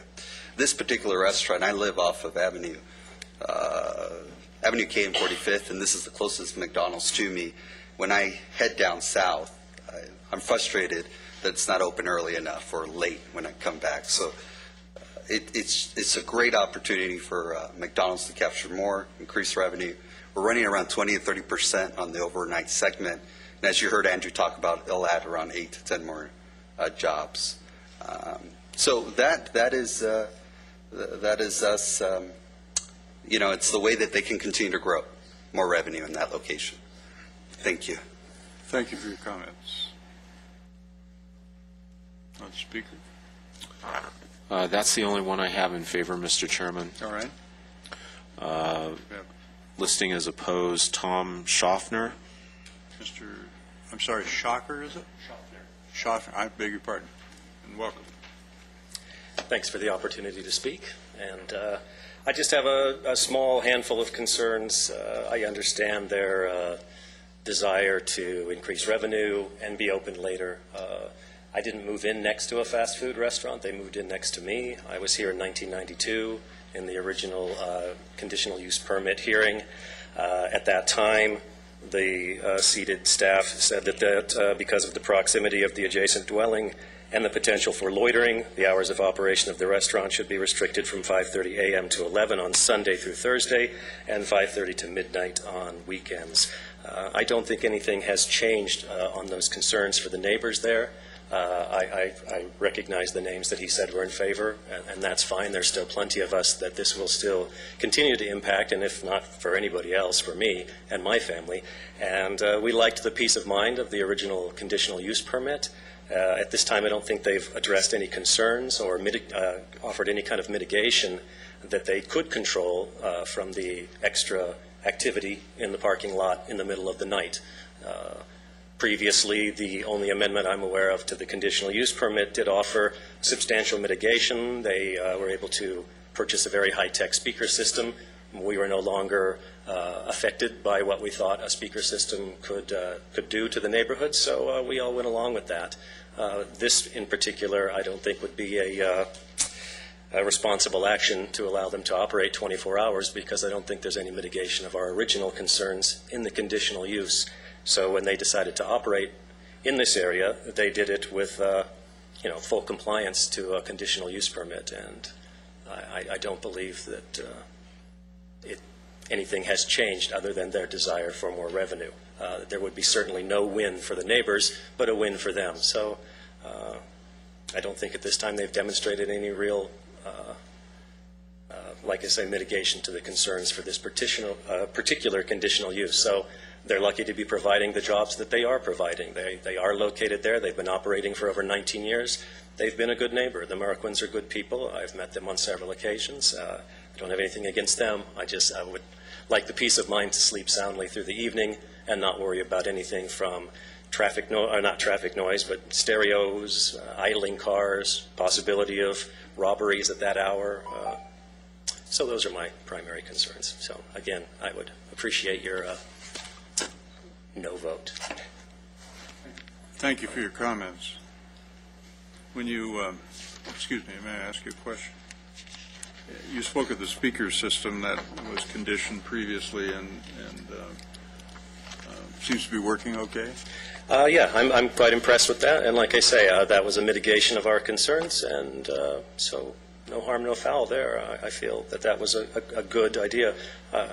I would like to, well, I don't need to do that, but I have called code enforcement several times in the past, and it's been a long relationship, 19 years, but when they've had the desire to change things, sometimes they change them without the permission of the commission.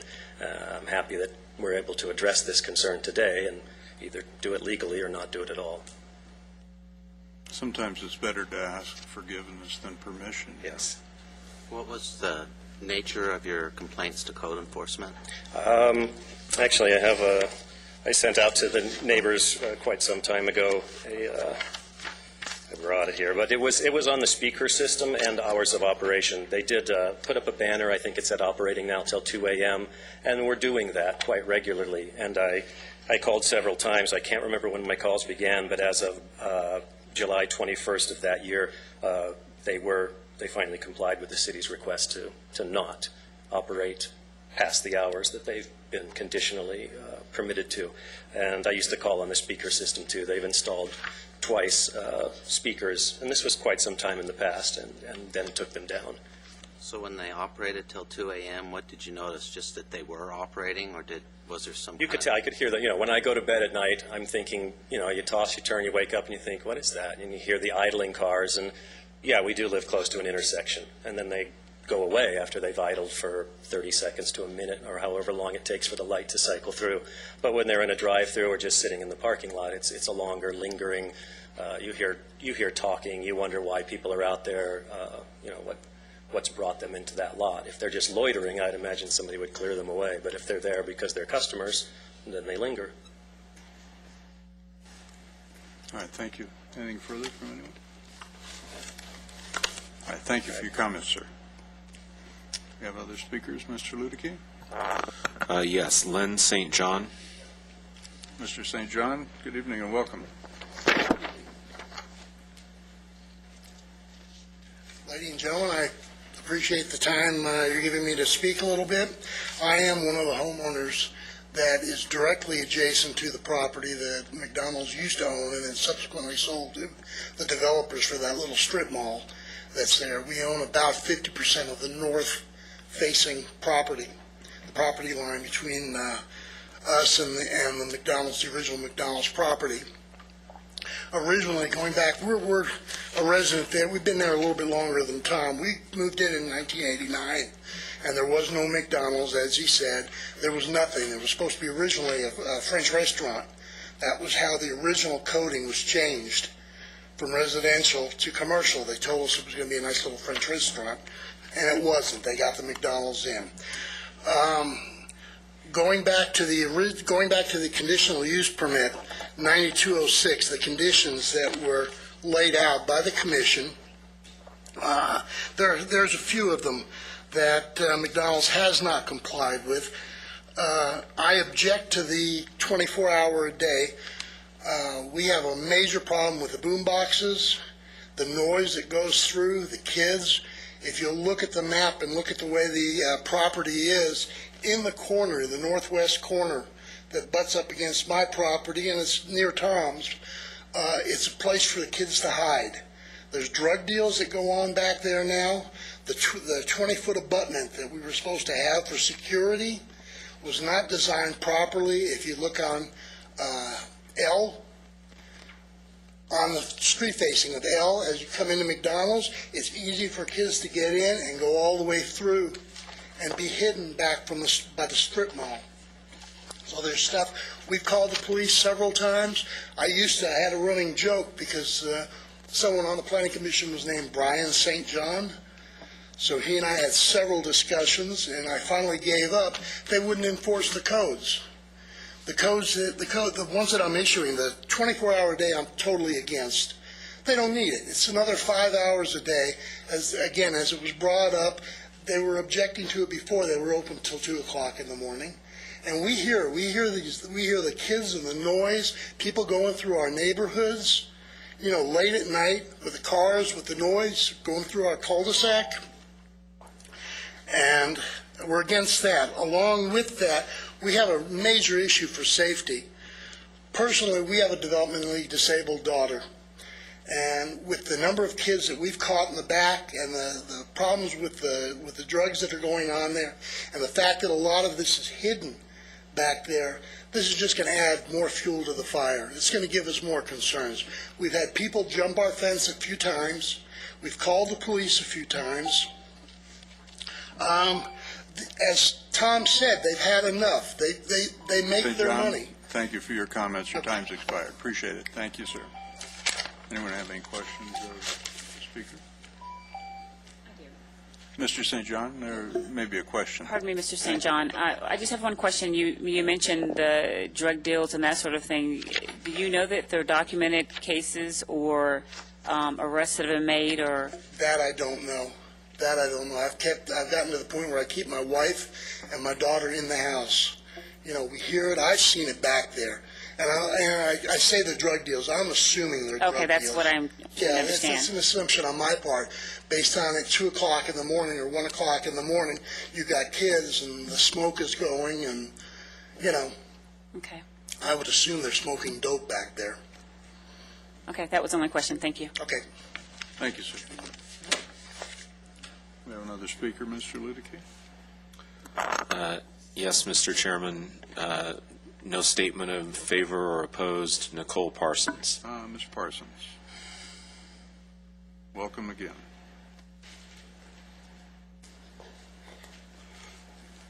Hi. I have to join in the opposition because until your minutes, your board's minutes get taken care of, there's something wrong with that. I believe that the McDonald's CUP runs out in 10 years, so in taking the other CUP is issuing it to this place, right? So we, the citizens, we won't be burdened or beast of your oppressed levies upon us. As a hospital, okay, the hospital, DCSF, with the homeless shelter, the hospital steals babies. The sheriffs, they only report crimes when they can get criminals to pay taxes on the arrest. And a signature, one signature by authorizing government is for one person. One man is 2,000 people. I've seen all you guys up here saying no to the Bamboo Lodge. No, it's wrong, it's wrong. All these people are in opposition of McDonald's. That is conspiratorial and it's wrong. The hospitals, the child service, the homeless shelter, we're not going to be oppressed by your levies of unfair taxes or press taxes. No, we're not. You guys are going to 25 years. You guys are. The hospital steals babies. The hospital steals babies, and you guys aren't fair to us. And so you can shrug your heads, but I don't think that I don't think, let's just say, name one person, Eric Holt, then maybe Holder or something. I don't think, it's not right. It's not. We're the people, and we're asking for help because it's not right. It's not going to keep going on. I mean, it's going to like kill all of our spirits and the livelihood of us. Say, for instance, I have a business method for the second part of the business general plan that brings community service to the boulevard. I have a DMV e-revolution that I can hope to work with the senator, and these are all packages. I cannot stand doing public service, social service programs. I do mechanical, industrial, infrastructure, and please bring somebody and give us both specifications and let's have a draw down, draw whatever. And if I lose, fine. But our people, they'll have the best designs.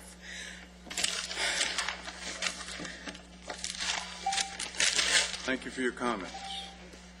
Have any other speakers opposed? Not on this item, Mr. Chairman. All right. Care to rebut, sir? I just want to clarify. If you care to rebut, please approach the podium and have as much time as you'd like. I just want to clarify two things. Just first, that we've never owned the adjacent property or have no partnership in that. That's another entity.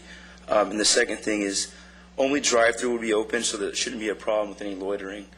We will close our doors at 10, so it'll just be drive-through in and out. So that's it. So the way you operate now, for instance, you close your doors at 10 now? Yeah, 10 p.m. and 11 on the weekends. So typically, the later hours is drive-through only as opposed Yes, exactly, because we don't want any loitering either. I'm sorry? We don't want any loitering. We don't want to cause our employees any harm.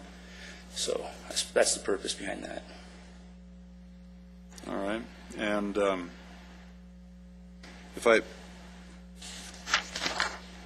don't think you were old enough to remember, but I was here in 92 when I was not on the commission, but I was in the audience when the commission heard the original application, and also when the city council, when it was appealed and brought up to the city council, and they ultimately approved the conditions. The concerns raised by some of the restaurants relate to no other mitigations being offered other than requesting an expansion of a business opportunity to create more jobs, more revenue, and more opportunities in our community for a 5.5-hour period. Is that about right? Yeah, there's sales are a little soft right now, as you mentioned, with obviously the economy we're in right now, and we've got competition opening up left and right. So that's been a little tough, but Good. And you anticipate employing how many more folks in your business? How much more revenue? How many sales? more people do you anticipate employing? 8 to 10 more jobs. 8 to 10 more? 8 to 10 more jobs. Possibly more, depending how we do. Okay. Are you aware of any law enforcement issues in Not at all. your store? Not at all. There hasn't been any complaints in the last year. Okay. All right, there may be some other questions. Anyone else have any questions? Mr. Hall? Do you have security cameras that could record the activities? Yes, and we're actually placing security cameras on the outside in the next 3 weeks or so. All right, anything else from anyone? All right, thank you for your comments. Thank you so much. So, any further speakers? We've had them all? No, Mr. Chairman. All right, then, it's appropriate to close the public hearing without objection. Staff care to make any comments on this? Yes, Mr. Chairman, I'd like to make one comment, which I think was significant in terms of the way that the current draft conditions are listed. The amended condition simply states hours of operation for the restaurant will be 24 hours. The indication from the applicant is he only wants drive-through service during a portion of that time. I would suggest if the commission is considering this, they may wish to amend that condition to instill that if in fact there's a concern about an opening or people in the parking lot or the ability to enter the restaurant. I mean, that's up to you as a commission to decide, but that's not something that staff originally considered in the recommendation, was setting a separate time for drive-through versus the restaurant in general. All right, thank you. All right, then. What's your pleasure, lady and gentlemen? What would you all like to do? Consider a motion on this matter? An amended motion? I'd like to move that we adopt resolution number 11-09, approving conditional use permit number 92-06, amended to, without any changes to the... All right, thank you. And second that. Thank you, Mr. Mully. All right, any further questions, comments, remarks, concerns? Please vote.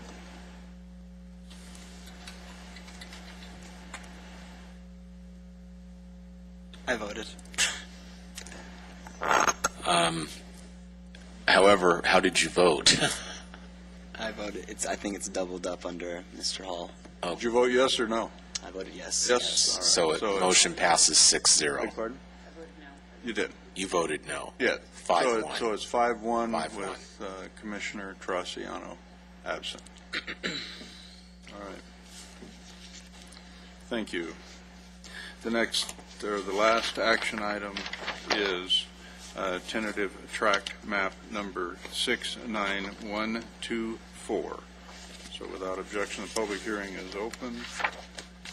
And for the record, we have received a uncontested letter on this item. Do we have any speakers in favor or opposed? We have one that has not stated, Mr. Chairman. Would that be Ms. Parson? Yes, it is. We'll assume. I did not put in number 4. What's that? If she doesn't wish to speak, she doesn't need to. Okay, let's see. Excuse me, I haven't called on you yet. I'm still addressing staff. Thank you. Yes, I do have a slip requesting it. Okay. And it's Ms. Parsons, and we don't know if she's in favor or opposed to this matter. So let us hear a brief staff report before we hear from the speaker. Thank you.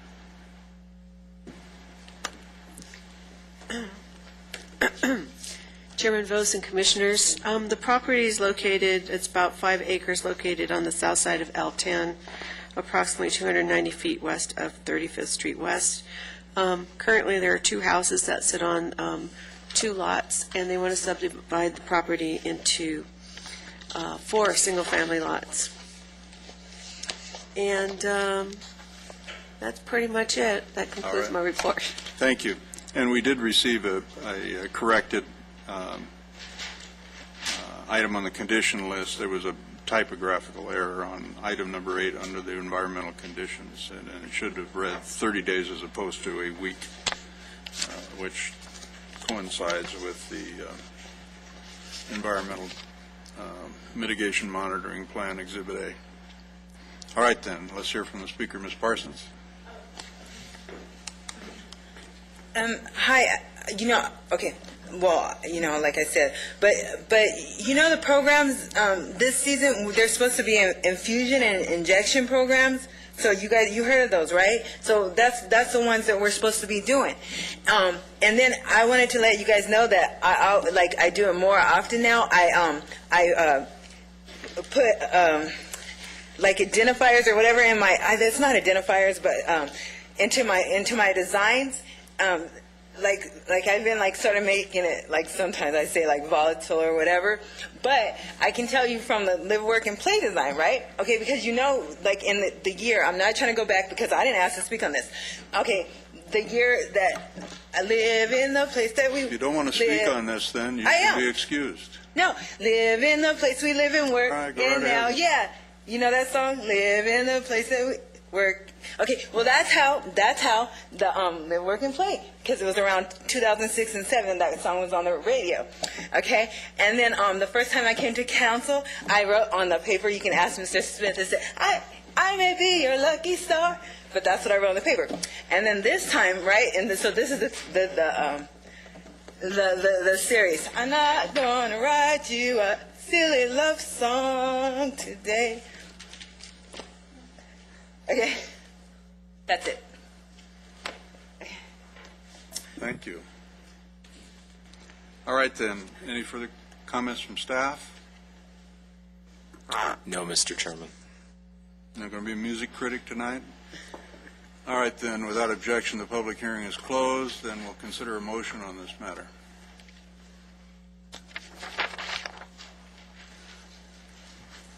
I make a motion that we adopt resolution number 11-10, approving tentative track map number 69124. Thank you, Ms. Harvey. I second. Thank you.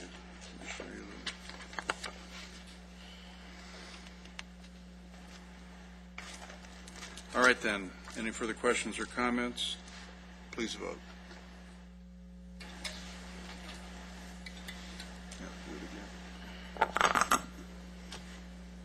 And Motion. I voted again.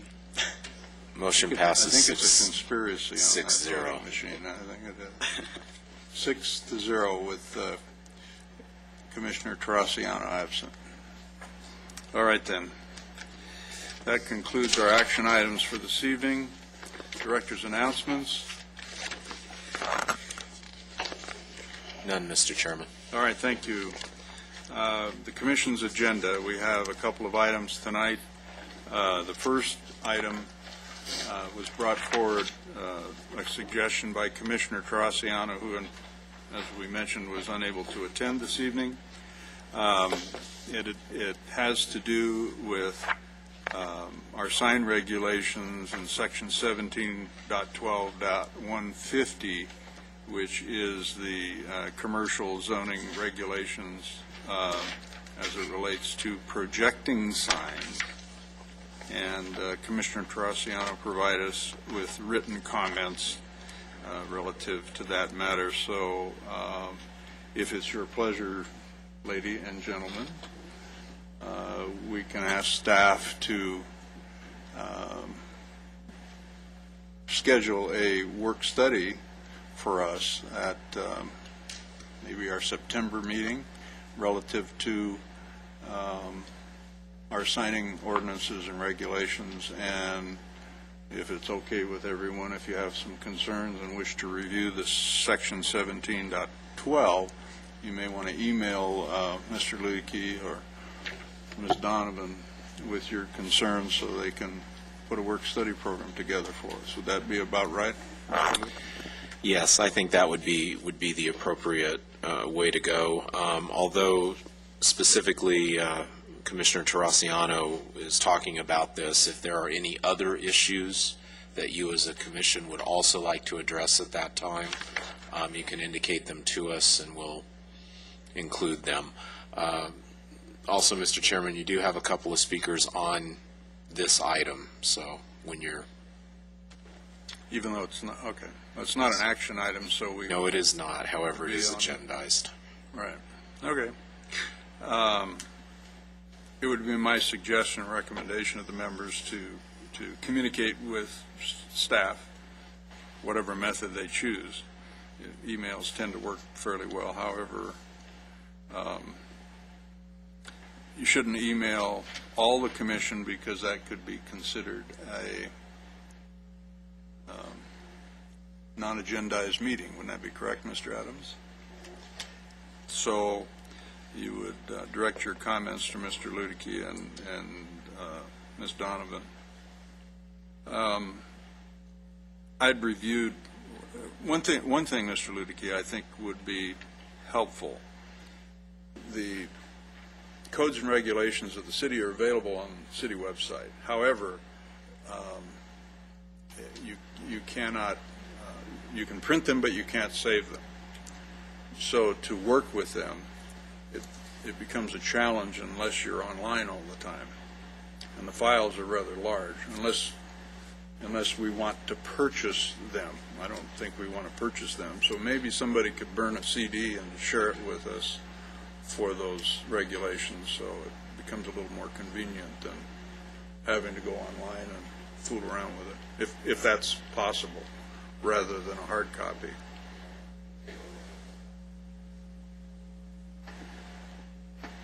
Or we can get, hard copies, but that's a lot of paper.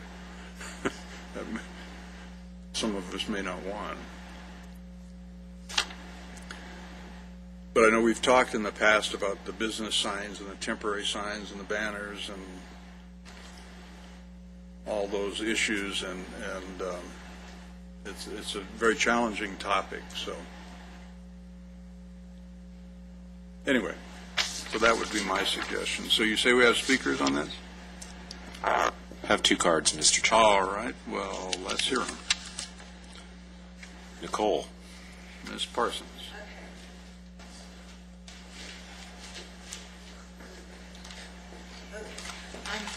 Can I talk on both of them so you don't have to call me back up again? Can you what? 1 and 2, the discussion items, the agenda commission. Mr. Chairman, she also has a slip in on the next item. Mm-hmm. You can talk about anything you want. You have 3 minutes. Okay. I'm afraid I'm going to talk about 2 first. I'm afraid that Armagosa Creek now, the one, the big issue here tonight, improvements, I'm afraid that you guys are abandoning that project, and that's the only project I approve of. Why? Because it takes the water and it puts it in the Armagosa, into that flatlands for, if ever the need arises that we'll have to use that sewage water, we can pull it out the ground. I'm afraid you guys are all abandoning that project, and that's the only one I approve of. And that's the only one that's environmentally, I think that it had its EIR or something. And then the sign regulations. This one, I'm pretty sure that when Mr. Hearn said, I want to be positively clear on that one. You all had, it became a branding, our branding. However, we had an international branding campaign, and that one would look good on the National Welcome Center. Well, because I proposed one that was related to the Sugarland group song. If I say it here tonight, you guys, you just all back me up if you hear it, and then you'll be like, hey, that's hers. Okay, that's what it was, and right now we have Destination Palmdale, which is fine and good, but however, I proposed, but you guys haven't seen it, but it's a program that brings the buses from L.A., and from buses from here to LA at our performance events, so that we can do something with Metro along those lines as well. And the Welcome Center, I'm trying to work that into my horse trail plan and stuff. But here goes the international branding. What does it say? Okay. How would you say it? Okay, it goes, okay, this is original, okay. Make $1 million, 1,000,000 miles away from here, home, the place you, here, home, Lancaster, California, the place you want to be. Or make $1 million, 1,000,000 miles away from here, home, Lancaster, California, the place you want to be. That would go good. Vote for me. Okay? Thank you. Thank you. Okay. All right, the second item on, or do we have another speaker? I'm sorry. One more on David G. David G. I beg your pardon?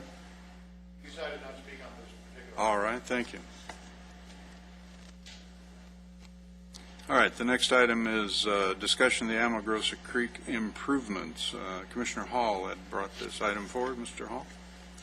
Yes, I was driving down the freeway, which is the Artist Conception is looking north, and we're about Avenue J here in this picture. And so I saw what passes as Lancaster, which is a drainage ditch, and I was thinking what would look good there. And so we're busy making Lancaster the solar city of California or the world, and so those would be solar panels. And in staff discussion, I was told that because the drainage can't be interfered with because of California Department of Fish and Game regulations, that we could arch the panels over it. Lancaster itself probably wouldn't be the one that would build it, but maybe we could offer the land for some developer that could possibly, do something like this. And then the windmills, because they're close to the freeway picks up wind, it would be another source of energy. I didn't really have that in mind, but the artist that drew it for me, he added that little touch there. But I would think that this would be something that we could do for that area over there, and let Lancaster have a certain look to it as people traveled north and south up the freeway. And instead of seeing Amargosa Creek, they would see the future and energy production. All right. So what would you have the commission do to direct staff to do what? Well, one, we could find out if it's possible to do it. Feasibility then? Feasibility. Of a solar or wind energy project adjacent to or in conjunction with Amargosa Creek improvements? Would that be Yes, actually, it would It would be something that I think our deputy city manager, who's involved pretty heavily in the energy side of things, and our public works director could take a look at. One thing to keep in mind, just so you're aware, as part of the mitigation requirements for the city's covering of the channel through the Amargosa Creek project site that's between 10th and L, we are required to, and in fact are working on it now, to reestablish portions of the Amargosa as well as the Lake Lancaster area, as it's called at the north end, back into more of a natural state. And so that we would, obviously anything we would do, we'd have to look at how that fit into the overall scheme, because we have been in about a 2-year discussion with Cal Fish and Game on that approach. So we would have to balance that. But I'll tell you this, if someone in the city can figure out how to lease out land for solar panels and it's a profitable venture, there's probably a way to do it. So we'll just have to evaluate it. Just wanted to add that Glenn Knowles, the art instructor at the college, drew the picture for me. Interesting. So clarify for me, we have a stream bed alteration agreement process going on relative to the Amargosa Creek Improvement Project when it was originally established, and part of those mitigations relate to reestablishing the riparian. That's correct. Actually, if you go out and look within the lake area now, you'll see a number of different berms or raised areas, and they are essentially we're kind of in an experimental venture for the next 5 years with Cal Fish and Game on what is the best approach towards that. Quite exciting, actually, although it hasn't gotten a lot of publicity, but we're looking at what establishes well, how much water, what erodes versus what doesn't. So You working with Sarah Raines on that? Yes, that is the person from Cal Fish and Game. Okay, very good. All right, anything else from anyone before we consider public business from the floor? On non-agendized items, this portion of the agenda allows an individual the opportunity to address the commission on any subject regarding city business under state legislation. No action can be taken on non-agenda items. Members of the public should be aware of this when addressing the commission regarding items not specifically referenced on the agenda. Please complete a speaker's card for the recording secretary if you wish to speak. Individual speakers are limited to 3 minutes each. And do we have a speaker on non-agendized items?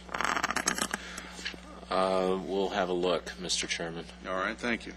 Actually, I've got one card which may be for non-agenda items, but it's not certain. All right. And who would that be? I've got David G. as listing.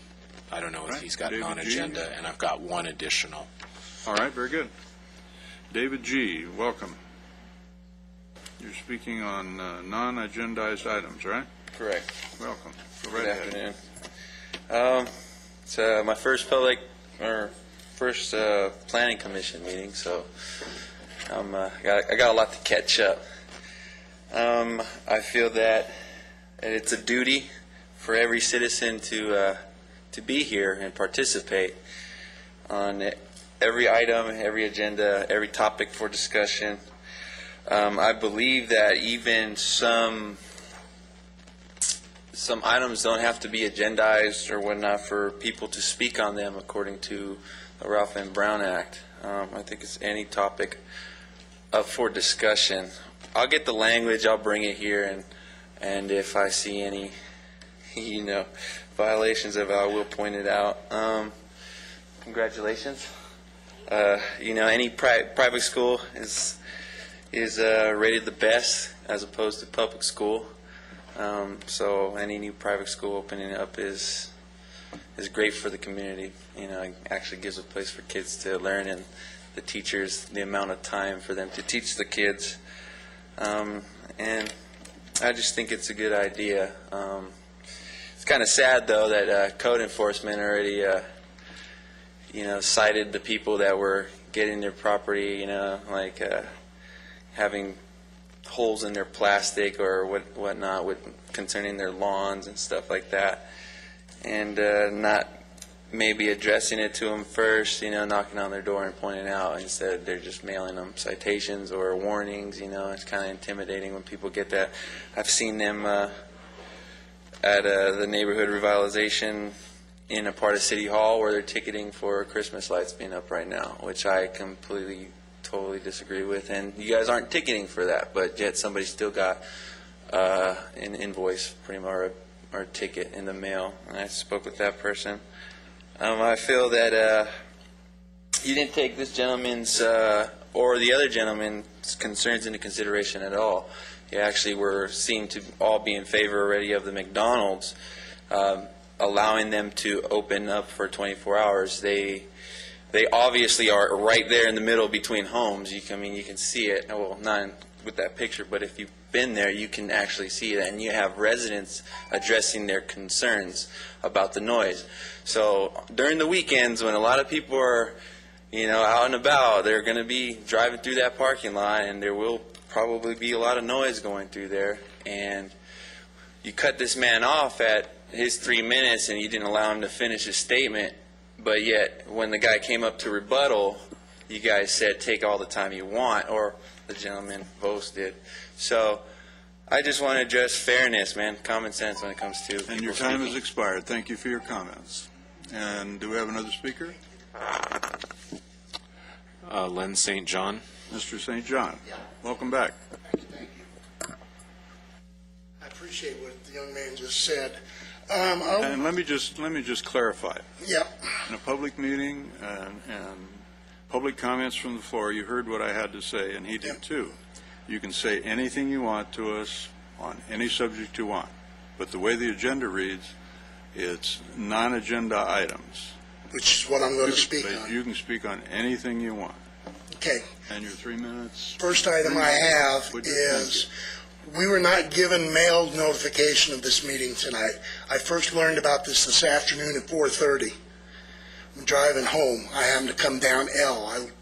I commute back and forth during the week and weekends from the valley here, and I wasn't prepared for this thing tonight, not for an hour to get ready. That's issue number one.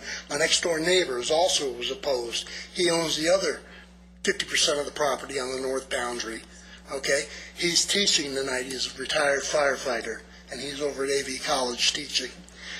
Second issue that I have is the original conditional use permit, 9206. There are 4 items specifically on that use permit that have never been addressed by McDonald's.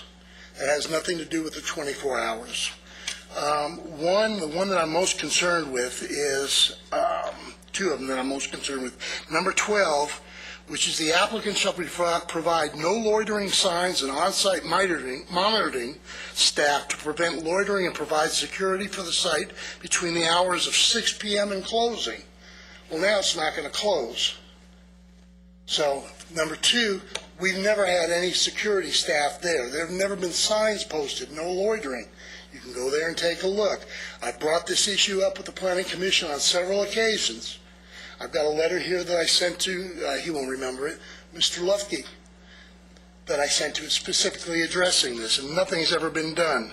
The medium, the dividing medium in the conditional permit, number 7, that the medium should be along 30th and along L that will prevent people from coming in and out and crossing over 30th or L, because it's a 50-mile-an-hour zone both ways. And that medium is not sufficient to stop traffic. People zig and zag and go in there. We've had numerous accidents on both sides of the location, both on 30th and on L. Let me think here. Condition number 9. The trash enclosure shall be located in the center of the property. The trash enclosures now, there's a set of trash cans up against my property, not in the center of the property. It's when they put that strip mall in, they added more trash cans. And what that gentleman said was he was never part of McDonald's. That's false. McDonald's originally, we moved in here in '89. McDonald's bought that whole parcel to put their restaurant in. They originally wanted to sublet it out to be a car wash. And it was voted down by the commission. They didn't want a car wash put in it. So McDonald's sold it to a developer. John, your time's expired. Thank you. I wish you guys would look at the conditions that Thank you they're for your not meeting. comments, sir. This is wrong, just flat wrong. I may point out to the speakers and the audience and the public that anyone who chooses to take exception to the Commission's action relative to any action item tonight has the ability to bring the matter forward to the City Council. And you can address your concerns to the planning staff, and there is a small fee for the service. That correct, Mr. Ludicky? If they wish to appeal, they can do so through the city clerk's office. That's right. Thank you. All right, then. Anything further before the commission tonight? Mr. Chairman? Yes. Do you have two people who've asked to comment on the county's presentation? Oh.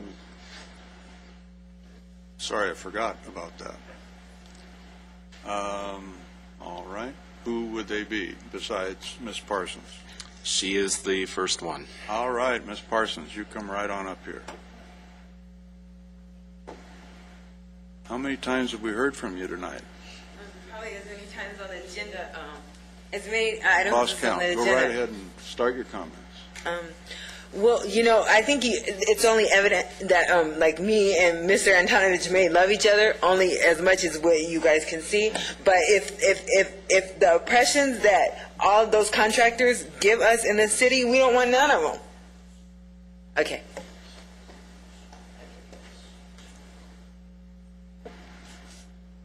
We got another speaker? David G. Mr. G. Welcome back. Thank you. This is about the presentation. Presentation seemed really nice, but it's like I said, it's just a presentation. There wasn't really that much facts. Like he doesn't really go into depth, especially I love details, and so I don't really have. Let me see. A point of view per se. I do have an idea of what they're trying to do, and I spoke with. His name is Mitch Glasser. He's a supervisor. If anybody wants to call him, it's 213-974-6476 in order to, ask him any questions, because he's not a resident of this valley. He's never lived here once, and he talks about what we have planned for it. I've never spoken with him. I'm a resident of this valley, and some issues that I addressed with him was, when it came to restricting people's right to build on property, when it came to public safety. He said people were going to be not disappointed, but not pleased because of the way the language might be written. So when I read the language that's in this planning, what is it, or this, what is this thing called? It's a planning project or whatever. It's just a topic right now. So I'm pleased that's just up for discussion. So when I actually read the language, and I hope you guys do actually read the detail that's going into what they're trying to bring to our community, especially when it comes to developing, when it comes to developing the town centers, are we going to be paying for that? I believe we're $218 million in redevelopment debt. So I don't know how we're going to afford all these projects that he is coming to, he's bringing forth, but it sounds nice, but I'm more concerned of when he comes up for a presentation, the language, I want to see some real questions asked by this council or this commission in regards to what he's proposing. Like I said, I believe everybody should be here to speak on everything. It's our duty as citizens to hold your feet to the fire. And if you guys are doing something wrong for the city that's not really going to benefit us whatsoever, I feel that someone like me will come and address it. And any topic up for discussion, I believe according to the Ralph M. Brown Act that we are able to speak on. And that's why I'm here speaking right now. And then when I get the language, I'll bring it here and I'll state it out loud. I thank you for the time that was given to me to speak, and I'm glad on your opposing view. Were you the one that voted no on the McDonald's 24-hour thing? Yes. I commend you for that. Thank you. Thank you for your comments. Do we have anything further before the commission? No, Mr. Chairman. It looks like we are adjourned then at 8:20 p.m. to Monday, August 8th, 2011, 5:30 p.m. in the Planning Conference Room here at City Hall. Thank you all.